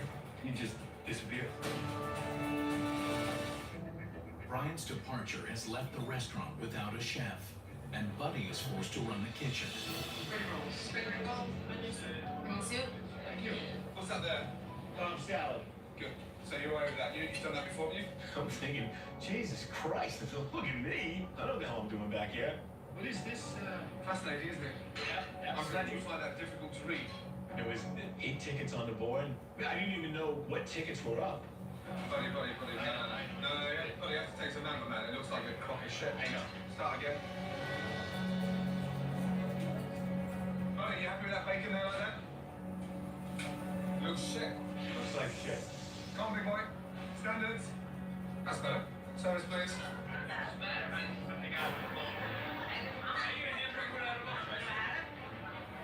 Top to the bun? What? Sorry? Top to the bun?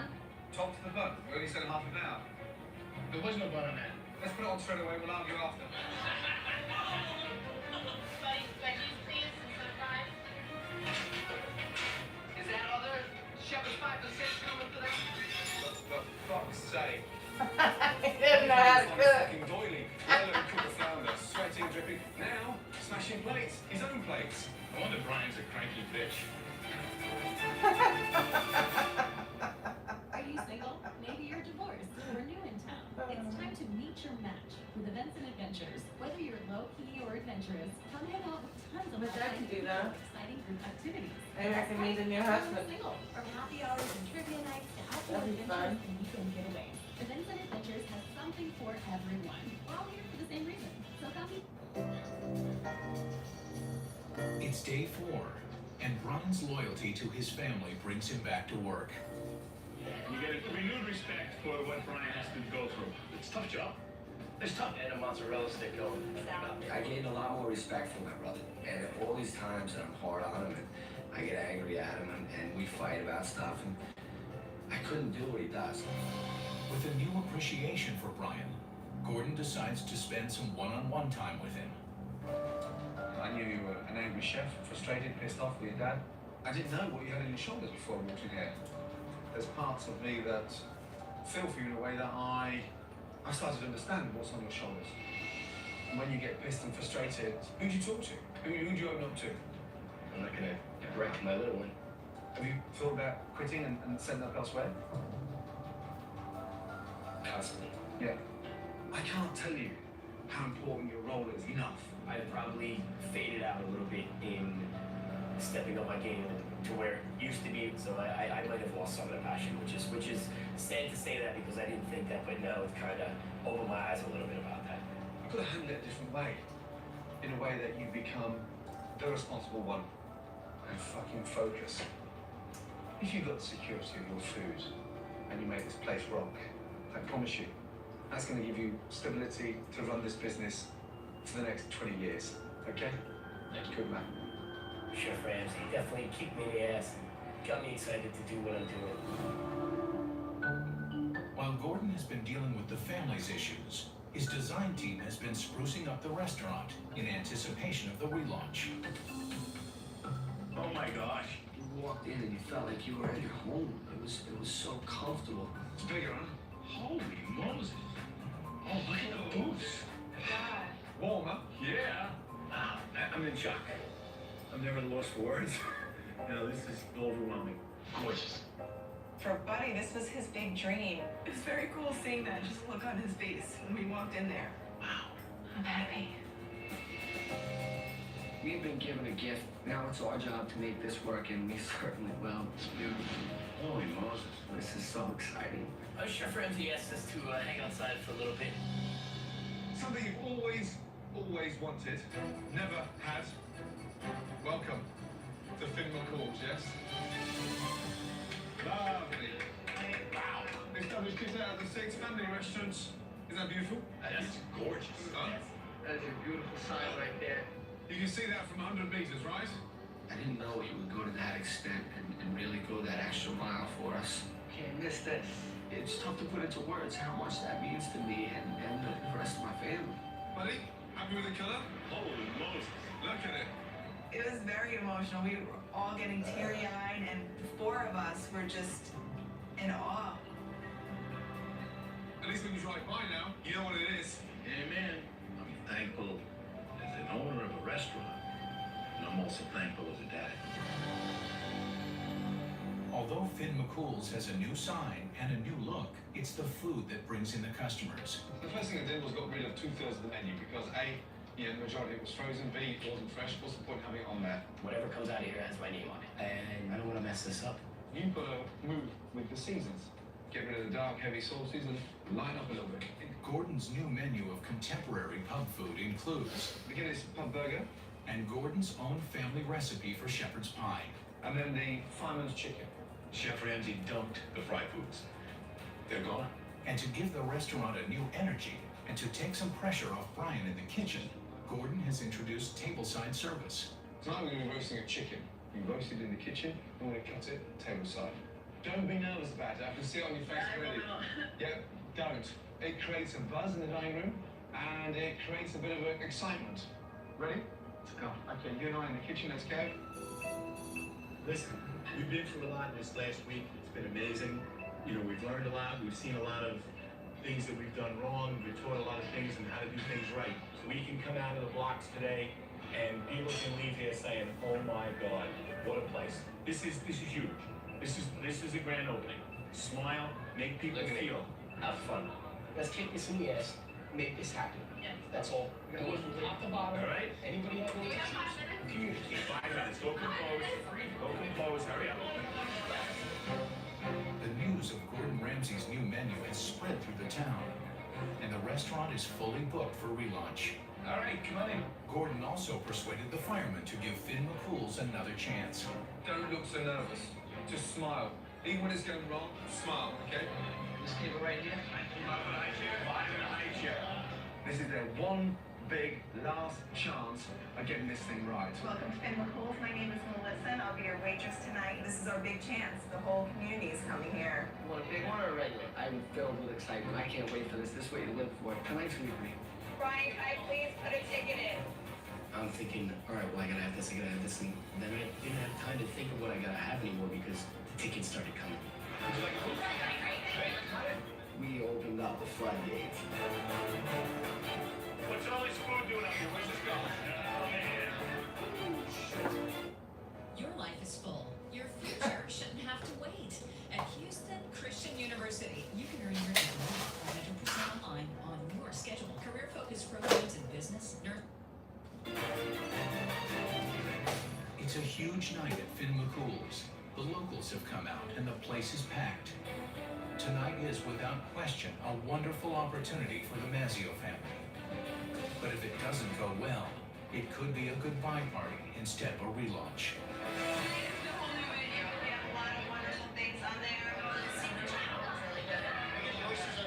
I don't want to see any sloppy fucking bowls or nice clean bowls, nice cooked food, and just cry tonight. All about fucking crying. This is a big, big, big night tonight. My first arrived at 50 pounds. The restaurant had torn the family apart. Now we've got a new menu, new decor, a nice attitude, and they've got to run it as a business. We have got one big chance, and they have got to get it right. Adding to the pressure on the kitchen is the presence of the local food critic. This critic represents Dan's paper. It's a local paper, so, you know, word gets out of the street, new menu, new decor, hey, yeah? We got it. Come on, then. We got it. Wakey, wakey. We got it. This is not a fuck around, this food critic in here, you know that? We got it. We've lost your smile. Go on. I know, rice pudding. That one bat is gone. Was that it? Yes. Let's start smiling, you've lost your smile. Chef was telling me you're losing your smile. You're losing your smile. How the hell can I smile right now? In there, 1 hour, 45 minutes. I need to table back, yes? Absolutely. I'm like, oh my gosh, please don't yell at me right now, because I'll cry, and then I'm gonna have to go over to my table and toss a salad while I'm crying. Sure.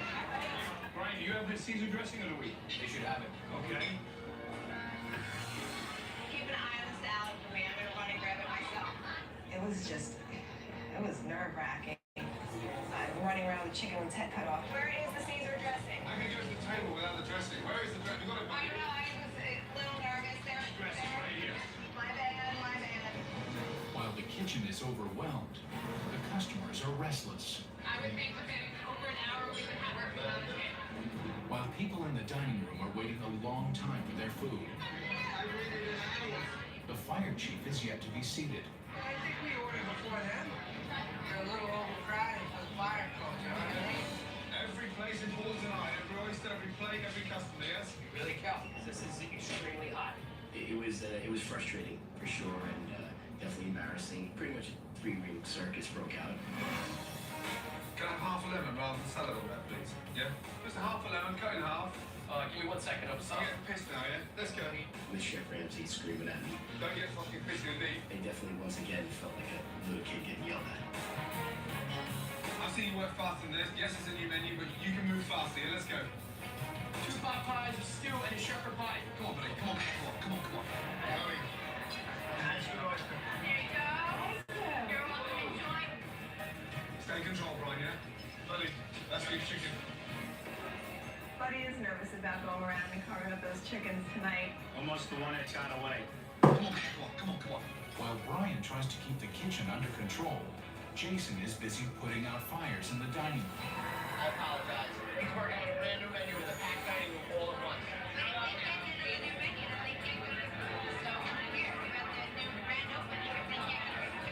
Food really just started giving little brother some shit, so, hey, prove him wrong, come on. I would love a review. We're seriously in the shit now. The bar's completely blocked and Jason's all over the place. He's now getting shit from customers. We've got to turn those tables. This is the critical point of this restaurant. They've got to turn this, wake up and speed up. Chef's honest opinion. Should I tell people at the bar? Love you too, honey. I've seen you work fast on this, yeah? You're gonna fucking ignite that fire, yeah? Come on. 60 plus people here that are pissed off at the chief to get them here tonight. It was tough. It was tough. People were getting angry. I'm pissed. I'm leaving. What Chef Ramsay saw was a dining room that was a disaster. It was a horror show. An absolute horror show.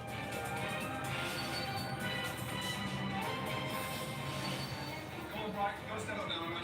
Chef's honest opinion. Should I tell people at the bar they might not eat tonight? Our restaurant was overwhelmed. With the dining room in disarray and the kitchen in chaos, Gordon steps in. You've got to take control of your kitchen now. Let's look at it this way.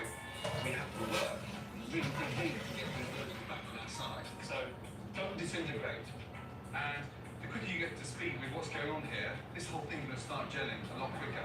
I got a little disheartened at first how it was turning out, but Chef Ramsay wanted me to be able to show that I could do it. Give it some fire. Let's go.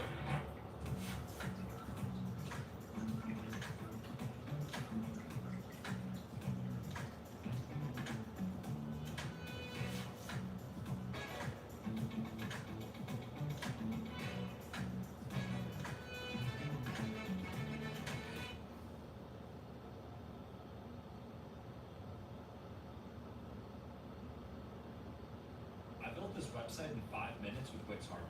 So I came across this image recently and thought to myself, what if I built an entire brand around this? And so I opened up Wix Harmony with one goal, to see how quickly I could turn a random idea into a real online business. I typed in this prompt and then Wix Harmony started building the site. And in less than a minute, this is what it created. Honestly, it already looked really good. I mean, look at this. But obviously I wanted to make it feel a bit more like mine. And so I made a few quick edits, like changing some of the texts, generated extra visuals to push the creative direction further, refined the brand identity using the brand kit, and then made a few less manual tweaks to perfect everything. And the best part, I still had full creative freedom to customize anything I want. And so after about 5 total minutes, this was the website. And the very last step was connecting a domain, and somehow CaptureClothing.com was actually available. So now I'm officially the owner of a fully functional Capture-inspired clothing store that I built in literally just 5 minutes. And now I'm ready to sell. So if you have an idea, build your own online business today using Wix Harmony. And let me know what you create.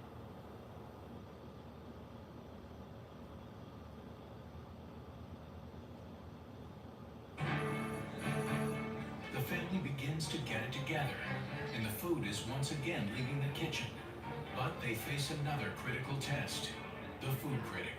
I highly recommend the chicken or the shepherd's pie tonight. Okay?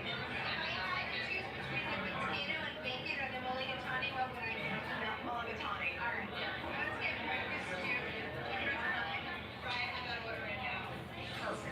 every customer's your critic, but this one is a food critic, yeah? I'm sorry about the delay. The shepherd's pie is excellent. Any problems, just throw a glass at someone. And no worries. Glad to take this too. Very careful. And I brought little side dishes for everybody.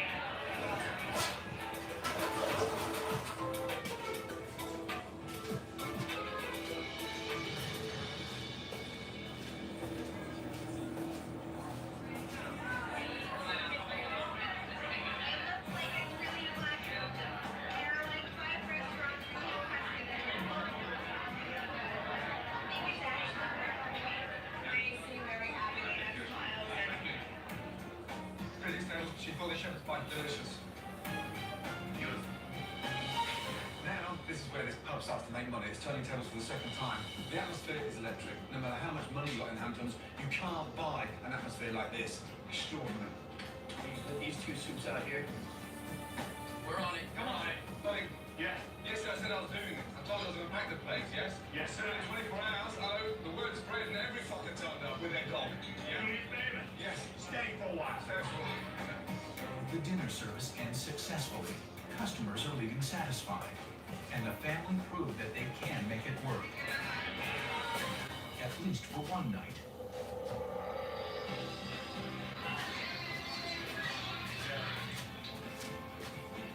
Years of working in decent places and crappy places and just trying to get everything I can to have somebody like that show you.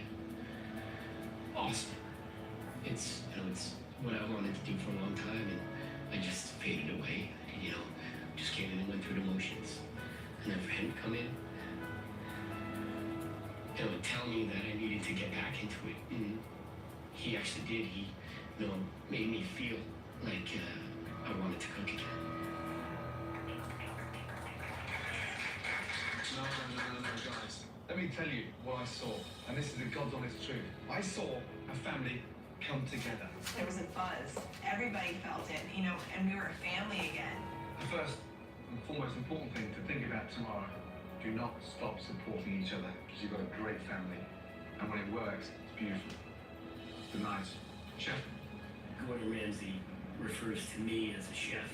It blows my mind. Don't you stop people, yes? You cocky fucker. He's put us to the test. It was very rewarding to hear Chef tell us what a good job we did. Smile here, yeah? Yeah? Yeah. Detective my ass. Are you sure?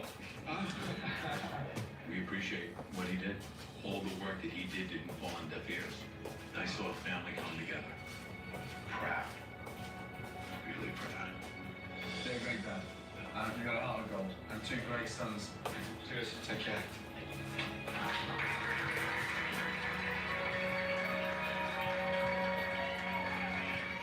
Sometimes doing these can be a right pain in the arse.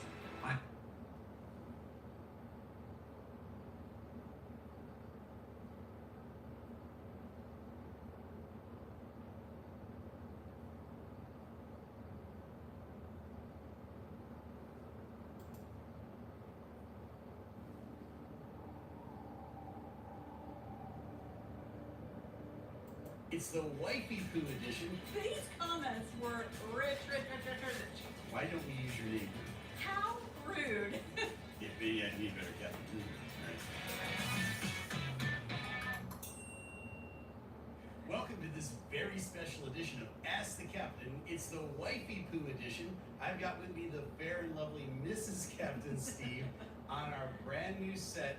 We're very excited about all of this, but you and I, we were driving down the road the other day, and full disclosure, I'm not allowed to read the comments on any of the videos. So for those of you who send comments, great. There's a whole team of people that read the comments, but they keep me away from the comments for my mental health, I guess. I don't know, something like that.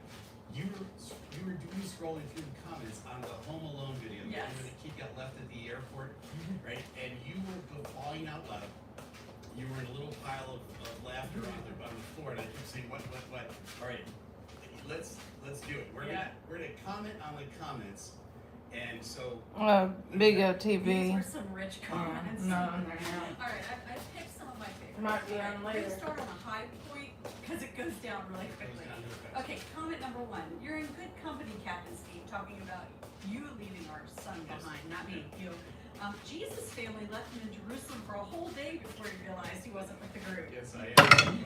So just to set this up properly, I asked people during that video to, we're in a no judgment zone. Yes. By the way, we're in a no judgment zone right now.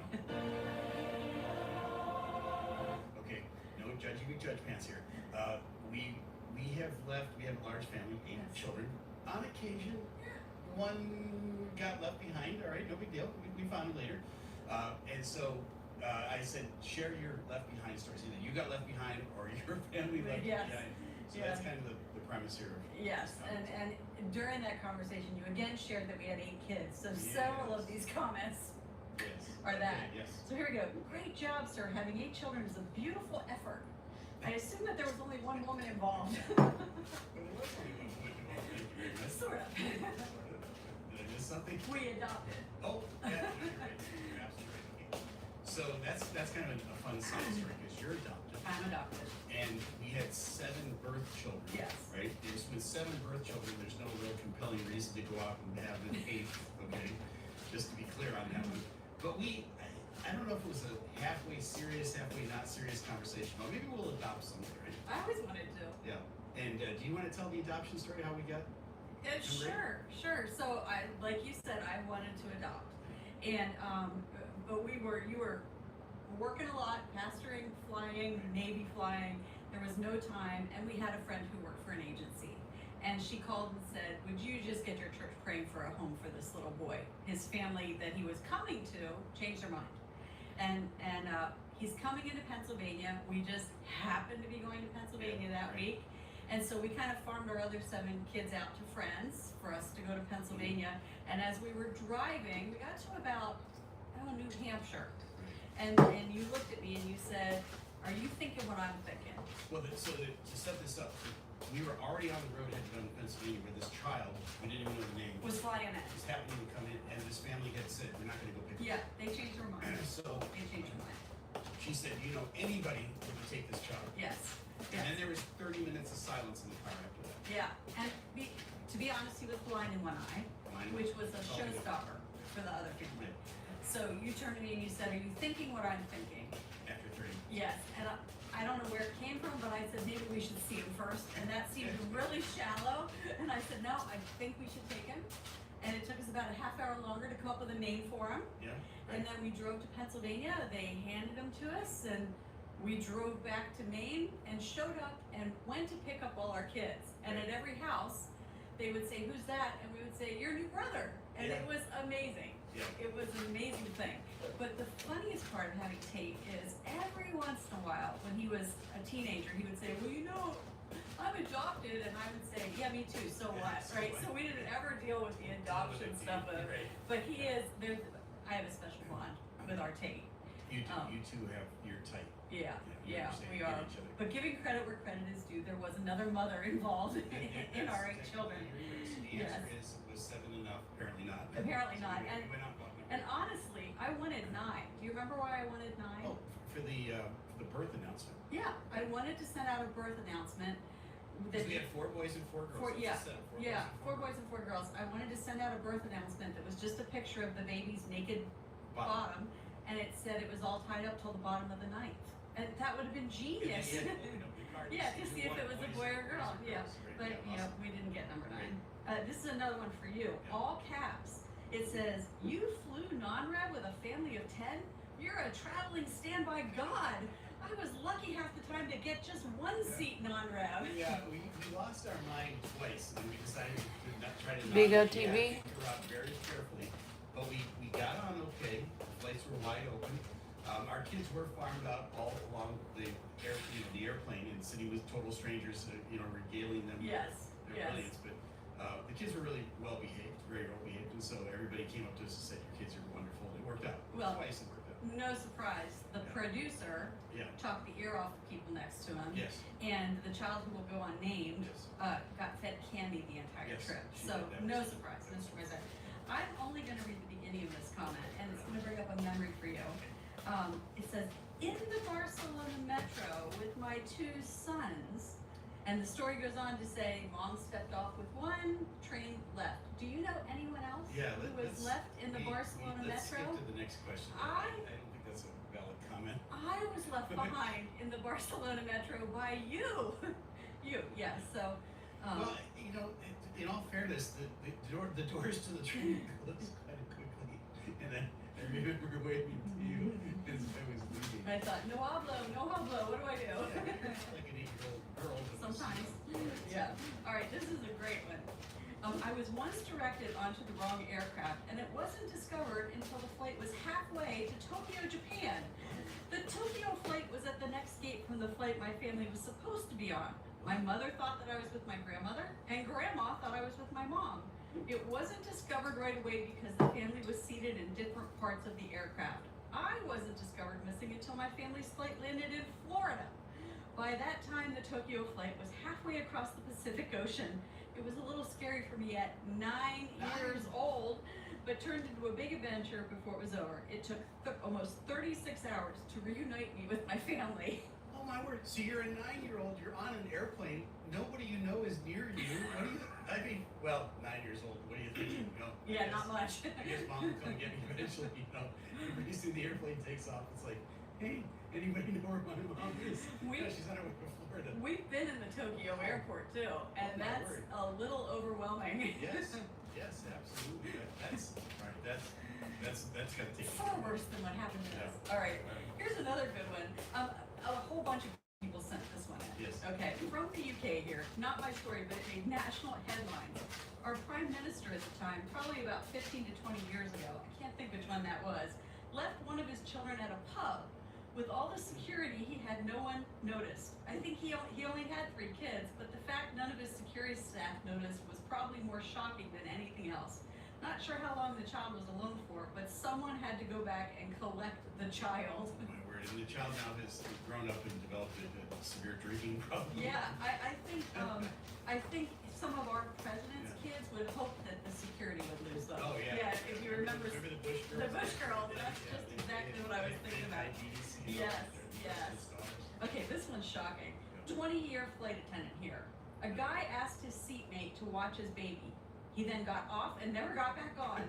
The seatmate didn't know the guy, called the cockpit, and we had to pull back in. Crazy. Wait, hold on. The guy's on an airplane with a baby and hands it to the stranger. A stranger. And says, "Hold on, I'll be back in a minute."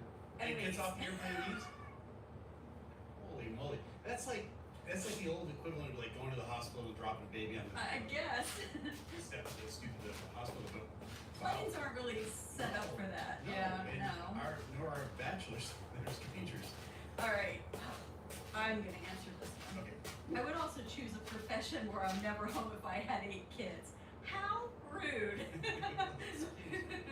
That's not what you did, is it? You were home a lot. All right. Okay. Apparently, it was home a lot. Apparently, yeah. Stop. All right. I went home with the wrong mom one time. I was the same size as her daughter. She had on a coat like my mom's. We didn't realize the mix-up until we got to her house. I was 8 at the time. So you jumped in the hand? Yeah.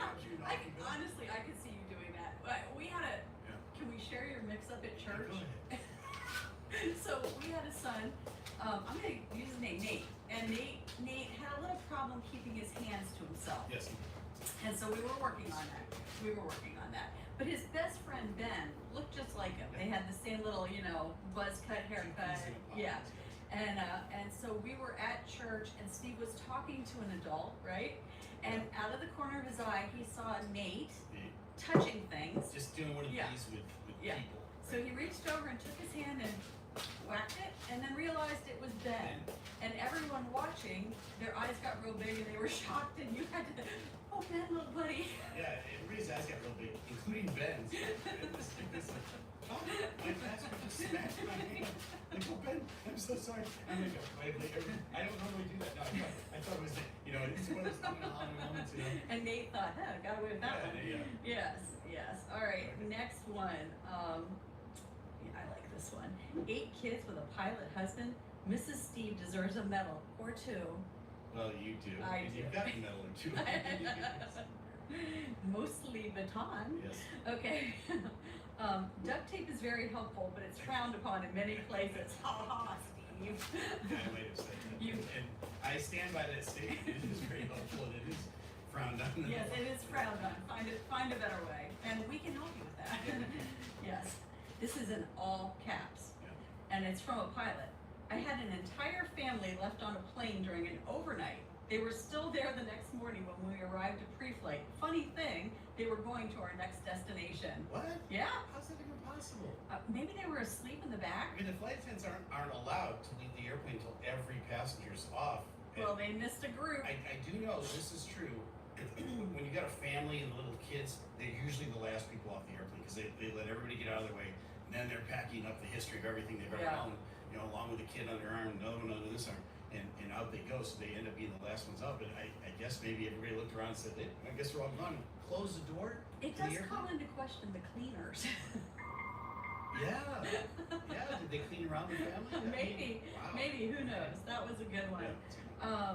Yeah, Steve, we're still waiting for our 380-month-old boy to get fully wired. Okay, yeah, I said teenage boys, the wires were 380 months, that's like 31 years or more. Yes. That's, Yes. Yeah, and for those of you who commented that it was so mean to say that boys aren't fully wired, you obviously never raised teenage boys. We had 4, I consider us experts. We accidentally left our son behind. I'm sorry, I can't get through this one. We never saw him again. Johnny, if you get this, we're sorry, really. These comments were rich. Captain Steve Jones providing the necessary service for human families. One child at a time. That abandoned children many decades ago. Johnny, I hope you're listening. Please reach out to our producer. Maybe we can reconnect you with your family. This next one, I had to check and make sure it wasn't our youngest who wrote it because he says it all the time. I was in college and came home on break to find that my parents had moved and didn't tell me. Yeah, I'm that kid. Oh, that's awful. We tried that a couple times. It doesn't work. Yeah, you have to remember to turn off Google Maps. Yeah, you have to turn off location services on your phone. They'll find you like that. Our youngest complains about that all the time. Yeah. So, no lollygagging. Can I have an official definition, please? Run. It's my mom uses that expression all the time. I think it means just kind of always being the one sort of dragging behind. Yes, stopping and looking. But here, yes. light up the comments. What does lollygag mean? I could probably look it up. It's probably British. It sounds British, doesn't it? Oh, you're lollygagging. Yes. Yes, very much so. Yeah. I left a parent. I was learning to drive and mom was letting me drive to the store. While she paid, I loaded up the groceries and went home. All right, touche. Touche. He didn't have a license though. He was Driving. learning to drive. I did notice that the person that made it legal for him to drive Yes. wasn't in the car. Yes. Okay. Again.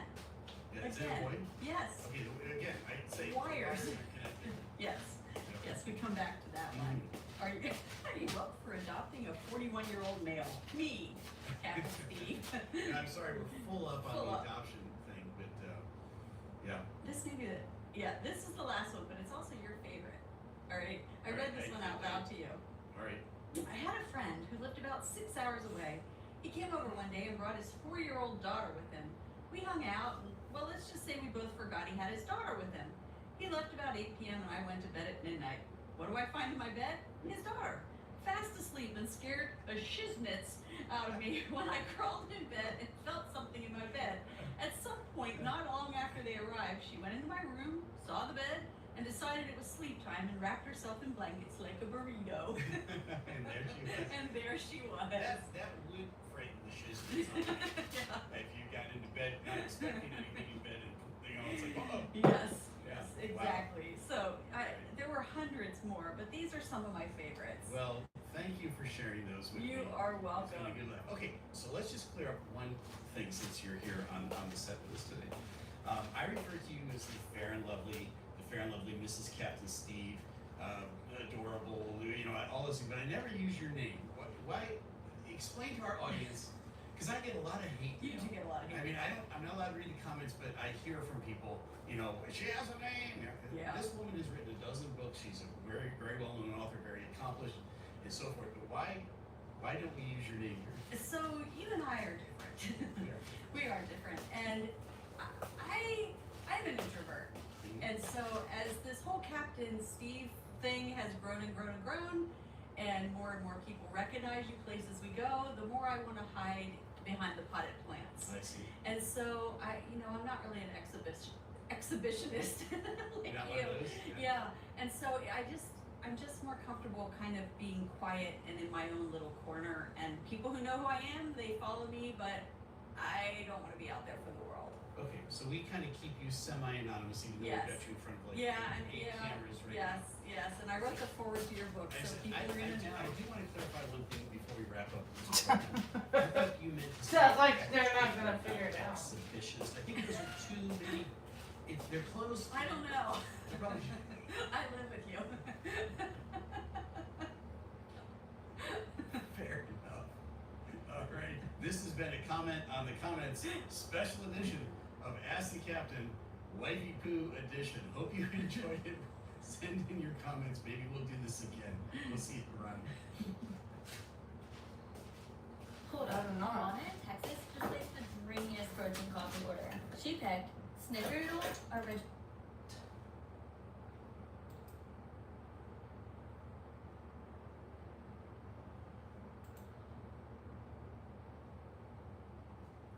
Well, a near disaster in San Francisco on the takeoff roll. Aero Mexico 623 starts to roll without takeoff clearance. Let's watch. So Aero Mexico 623, in an exchange back and forth with the tower, has asked for 3 more minutes to start their number 1 engine. They are currently number 1 at the runway for takeoff. Now, typically they'll put an airplane into what they call line up and wait. Line up and wait is get on the runway, get in position, get pointed in the right direction, and when it's appropriate or the time is right at the tower, we're going to tell you clear for takeoff. They want everything ready to go when you get put into line up and wait. So they're calling these guys up and saying, are you ready to go? And he says, we need 3 more minutes, right? Now, I understand there's captains and so forth that will taxi on a single engine to try to save gas, save fuel, excuse me. And I understand that. But when you get number 1 at the runway, you need to have both engines going because it takes a minute or so for the engine to warm up to be ready for you to apply full power. And so they're not even close to that. So they're already behind the curveball, and now they're asking for 3 more minutes. They get told to be put into It's another channel that popped up while with they this start video. their engine. So they're doing 2 things that they don't normally do at the same time. That's going to cause some confusion, and that's going to get them out of their normal sequence. And there's going to be a downside to that in a minute that could have ended up in disaster. Another Let's watch. YouTube channel has stolen this video.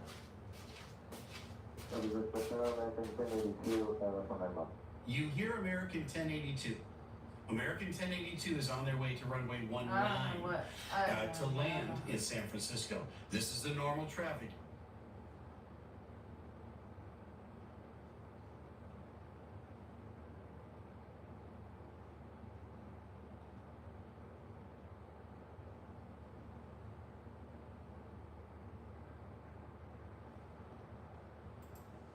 The Israeli Antiquities Authority uncovered the remains of a 1,500-year-old Byzantine church just outside of Jerusalem. Wow, look at that! Oh, it's just coming to life. That's unbelievable. My brain is exploding right now. It looks like it was written just a few hours ago. It really does. For nearly 1,500 years, the muddy shoreline of the Sea of Galilee concealed a secret that history was never supposed to reveal. Most scholars believed that every teaching Jesus shared with his disciples had already been preserved in writing, recorded within the pages of the Bible, and passed down unchanged through the centuries. But that long-held belief may not tell the whole story. Along the northern shore of the Sea of Galilee, archaeologists carefully removed layers of waterlogged soil and uncovered a discovery that could reshape what we thought we knew. Hidden beneath the earth was a silent mosaic floor that had remained untouched since the days of the Byzantine Empire. Embedded within its intricate tiles was a message preserved not on fragile parchment, but in stone itself. According to the inscription, it contained a direct instruction from Jesus to Peter, one that does not appear in any authentic, these words would be more than just another historical detail. They could challenge long-held assumptions and raise new questions about the early Christian tradition. And if their full significance is understood, they may lead scholars to reconsider parts of Christianity's earliest history. Beneath the thick layers of mud along the shoreline, the old stories never truly disappeared. For generations, local fishermen passed down the same mysterious tales. They claimed that during periods of severe drought, carved stones would briefly emerge from the receding water. Others quietly spoke of a large ancient structure hidden beneath the mud, a building that had vanished from history. Eventually, a team of archaeologists decided the stories were worth investigating and launched a search for the truth. The team wasn't searching for buried treasure or hidden gold. They were looking for something far more difficult to find, a town mentioned throughout the Bible, yet one that had completely disappeared from history. The excavation began during the intense... Is this your car insurance premium? This? Even this? They don't want us to know, but there's an easy way to lower your car insurance costs. What you do is you go to simplified.com.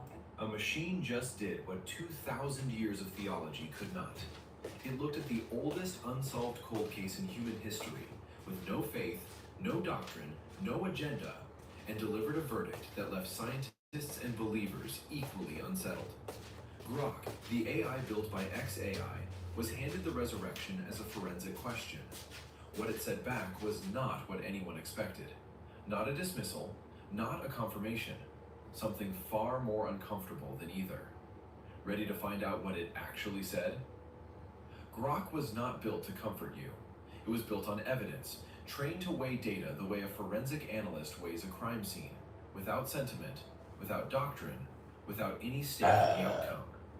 Someone handed it the resurrection of Jesus Christ as a cold case file and asked it to reason through the evidence like a historian, not a believer.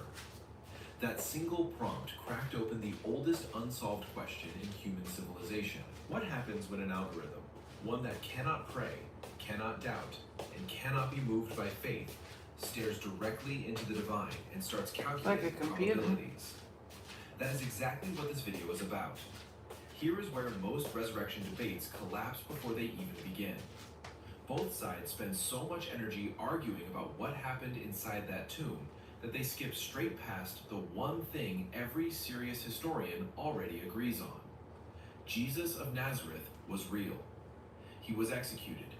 And we know this not from the Bible, but from people who had every reason to bury that story forever. Tacitus was not a friend of early Christianity. He was a Roman senator, one of the most respected historians of the ancient world, and he had no interest in lending credibility to what he called a destructive superstition. Yet in his annals, written around 116 AD, he recorded it plainly. Christus, he wrote, suffered the extreme penalty during the reign of Tiberius at the hands of one of our procurators, Pontius Pilate. That is, a Roman official, writing in Latin, confirming the execution.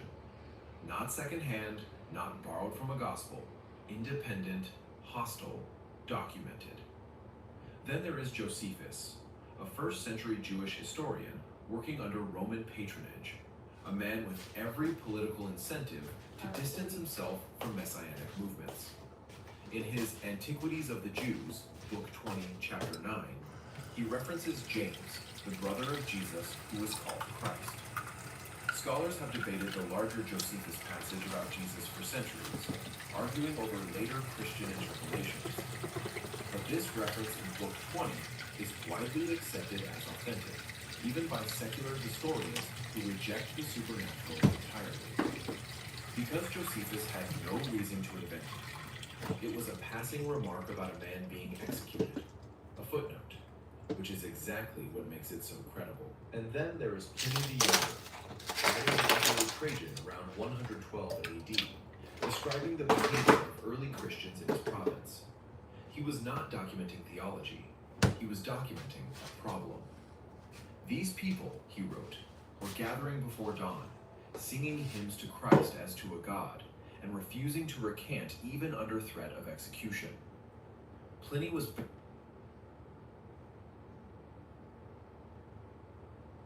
In March 1952, an archaeologist reached into the back of a cave and pulled out something that had no business being there. Not parchment, not papyrus, metal. 2 rolls of corroded copper, each one brittle enough to crumble at the wrong touch. Every other scroll found in Qumran told stories, preserved laws, recorded prophecy. This one listed addresses. 64 of them. The Dead Sea Scrolls had been emerging from the Judean desert since 1947. Most of them were covered by Bedouin shepherds who stumbled across cave openings in the cliffs above Khirbet Qumran. The community associated with the site is widely linked by scholars to the Essenes, a Jewish sect that appears to have preserved texts through a period of immense political upheaval. By the time Cave 3 was excavated in 1952, 15 scrolls had been cataloged from that single location. The copper object was the last one found, placed deepest inside, furthest from the entrance. It was designated 3Q15. The other scrolls were religious, literary, or legal in character. The copper one was none of those things. Where they recorded ideas, this one recorded locations. Specific, enumerated, geographically anchored locations, each paired with a quantity of buried gold or silver. No theology, no narrative, a list. The problem was immediate. The scroll could not be opened. Centuries of oxidation had converted the copper into brittle oxide. Conventional unrolling would have destroyed it. The Jordanian government, which held authority over the find, consulted with scholars and eventually sent the object to Manchester University's College of Technology in England. The decision came on the recommendation of John Marco Allegro, an English archaeologist and Dead Sea Scrolls scholar who had been involved with the broader project. Professor H. Wright Baker cut the scroll into 23 strips across 1955 and 1956. Only then did the text become readable, and only then did it become clear that the 2 rolls had always been one document, approximately 2.4 meters in length when whole. Allegro, who had supervised the cutting, transcribed the contents immediately. What the text described was staggering in scale. Across 64 entries, the scroll itemized gold and silver buried at locations across the landscape, each entry with a distinct place name or landmark. The language itself was unusual. While the literary scrolls from Qumran used a form of Hebrew closer to biblical tradition, the copper scrolls Hebrew resembled the language of the Mishnah, a later rabbinic compilation. Its script, its spelling conventions, and its paleography all differed from the community scrolls. Scholars noted a dating range of approximately 50 to 100 CE, with several researchers including Frank Moore Cross, P. Kyle McCarter Jr., Albert Wolters, David Wilmot, and Judah Lefkowitz converging on a date around 70 CE, the year the Second Temple in Jerusalem was destroyed. Manfred Lehmann argued the treasure described was money accumulated between the First Jewish-Roman War and the Bar Kokhba revolt, during the period when the temple lay in ruins and its wealth had been dispersed or hidden. William Albright placed the date range at 70 to 135 CE, consistent with that same turbulent interval. Editorial authority over the text had been assigned to Yosef Milik, one of the most prominent scroll scholars of the era. His initial assessment was skeptical.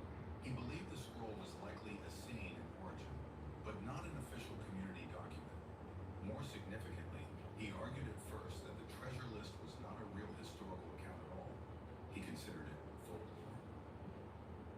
That judgment shifted over time. Milik eventually changed his position on the scroll's origin. He came to believe it was not a product of the Qumran community at all, pointing to the fact that it had been found further back in the cave, separated from the other scrolls. He proposed it was a separate deposit, placed there after a lapse in time by parties unconnected to the community. The scroll was found at Qumran, but may not have belonged to Qumran. That is the detail that reframes everything. If the copper scroll was deposited independently, then its relationship to the other Dead Sea Scrolls may be one of geography only.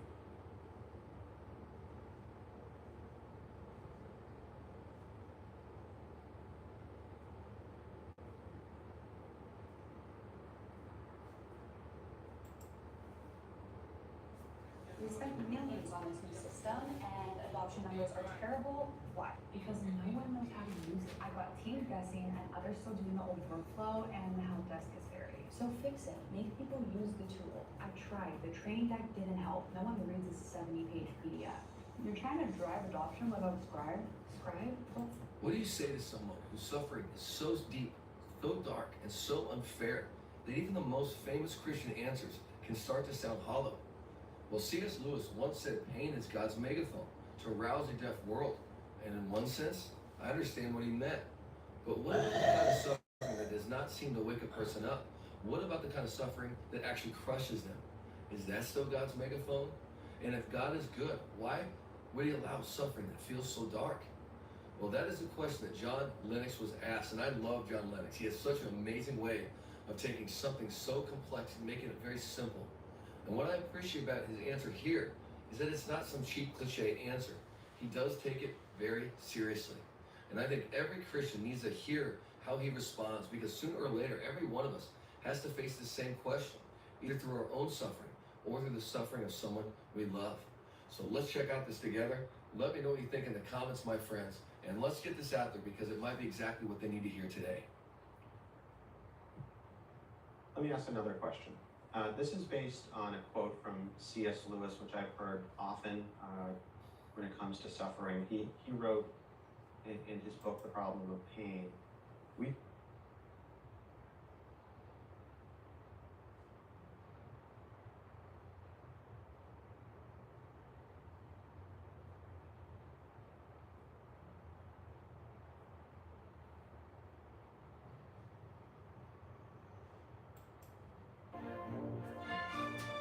When the gondola opened in 1968, its Italian owner brought the glamour of Venice to Derby Derby. And it instantly became the place to be seen. You couldn't get into this place unless you booked 2 or 3 weeks in advance. The place was packed, had wonderful atmosphere, and it had a reputation then of being the best restaurant in Derby. Daniela celebrated her 21st birthday at La Gondola. She even got married in the restaurant. She loves it so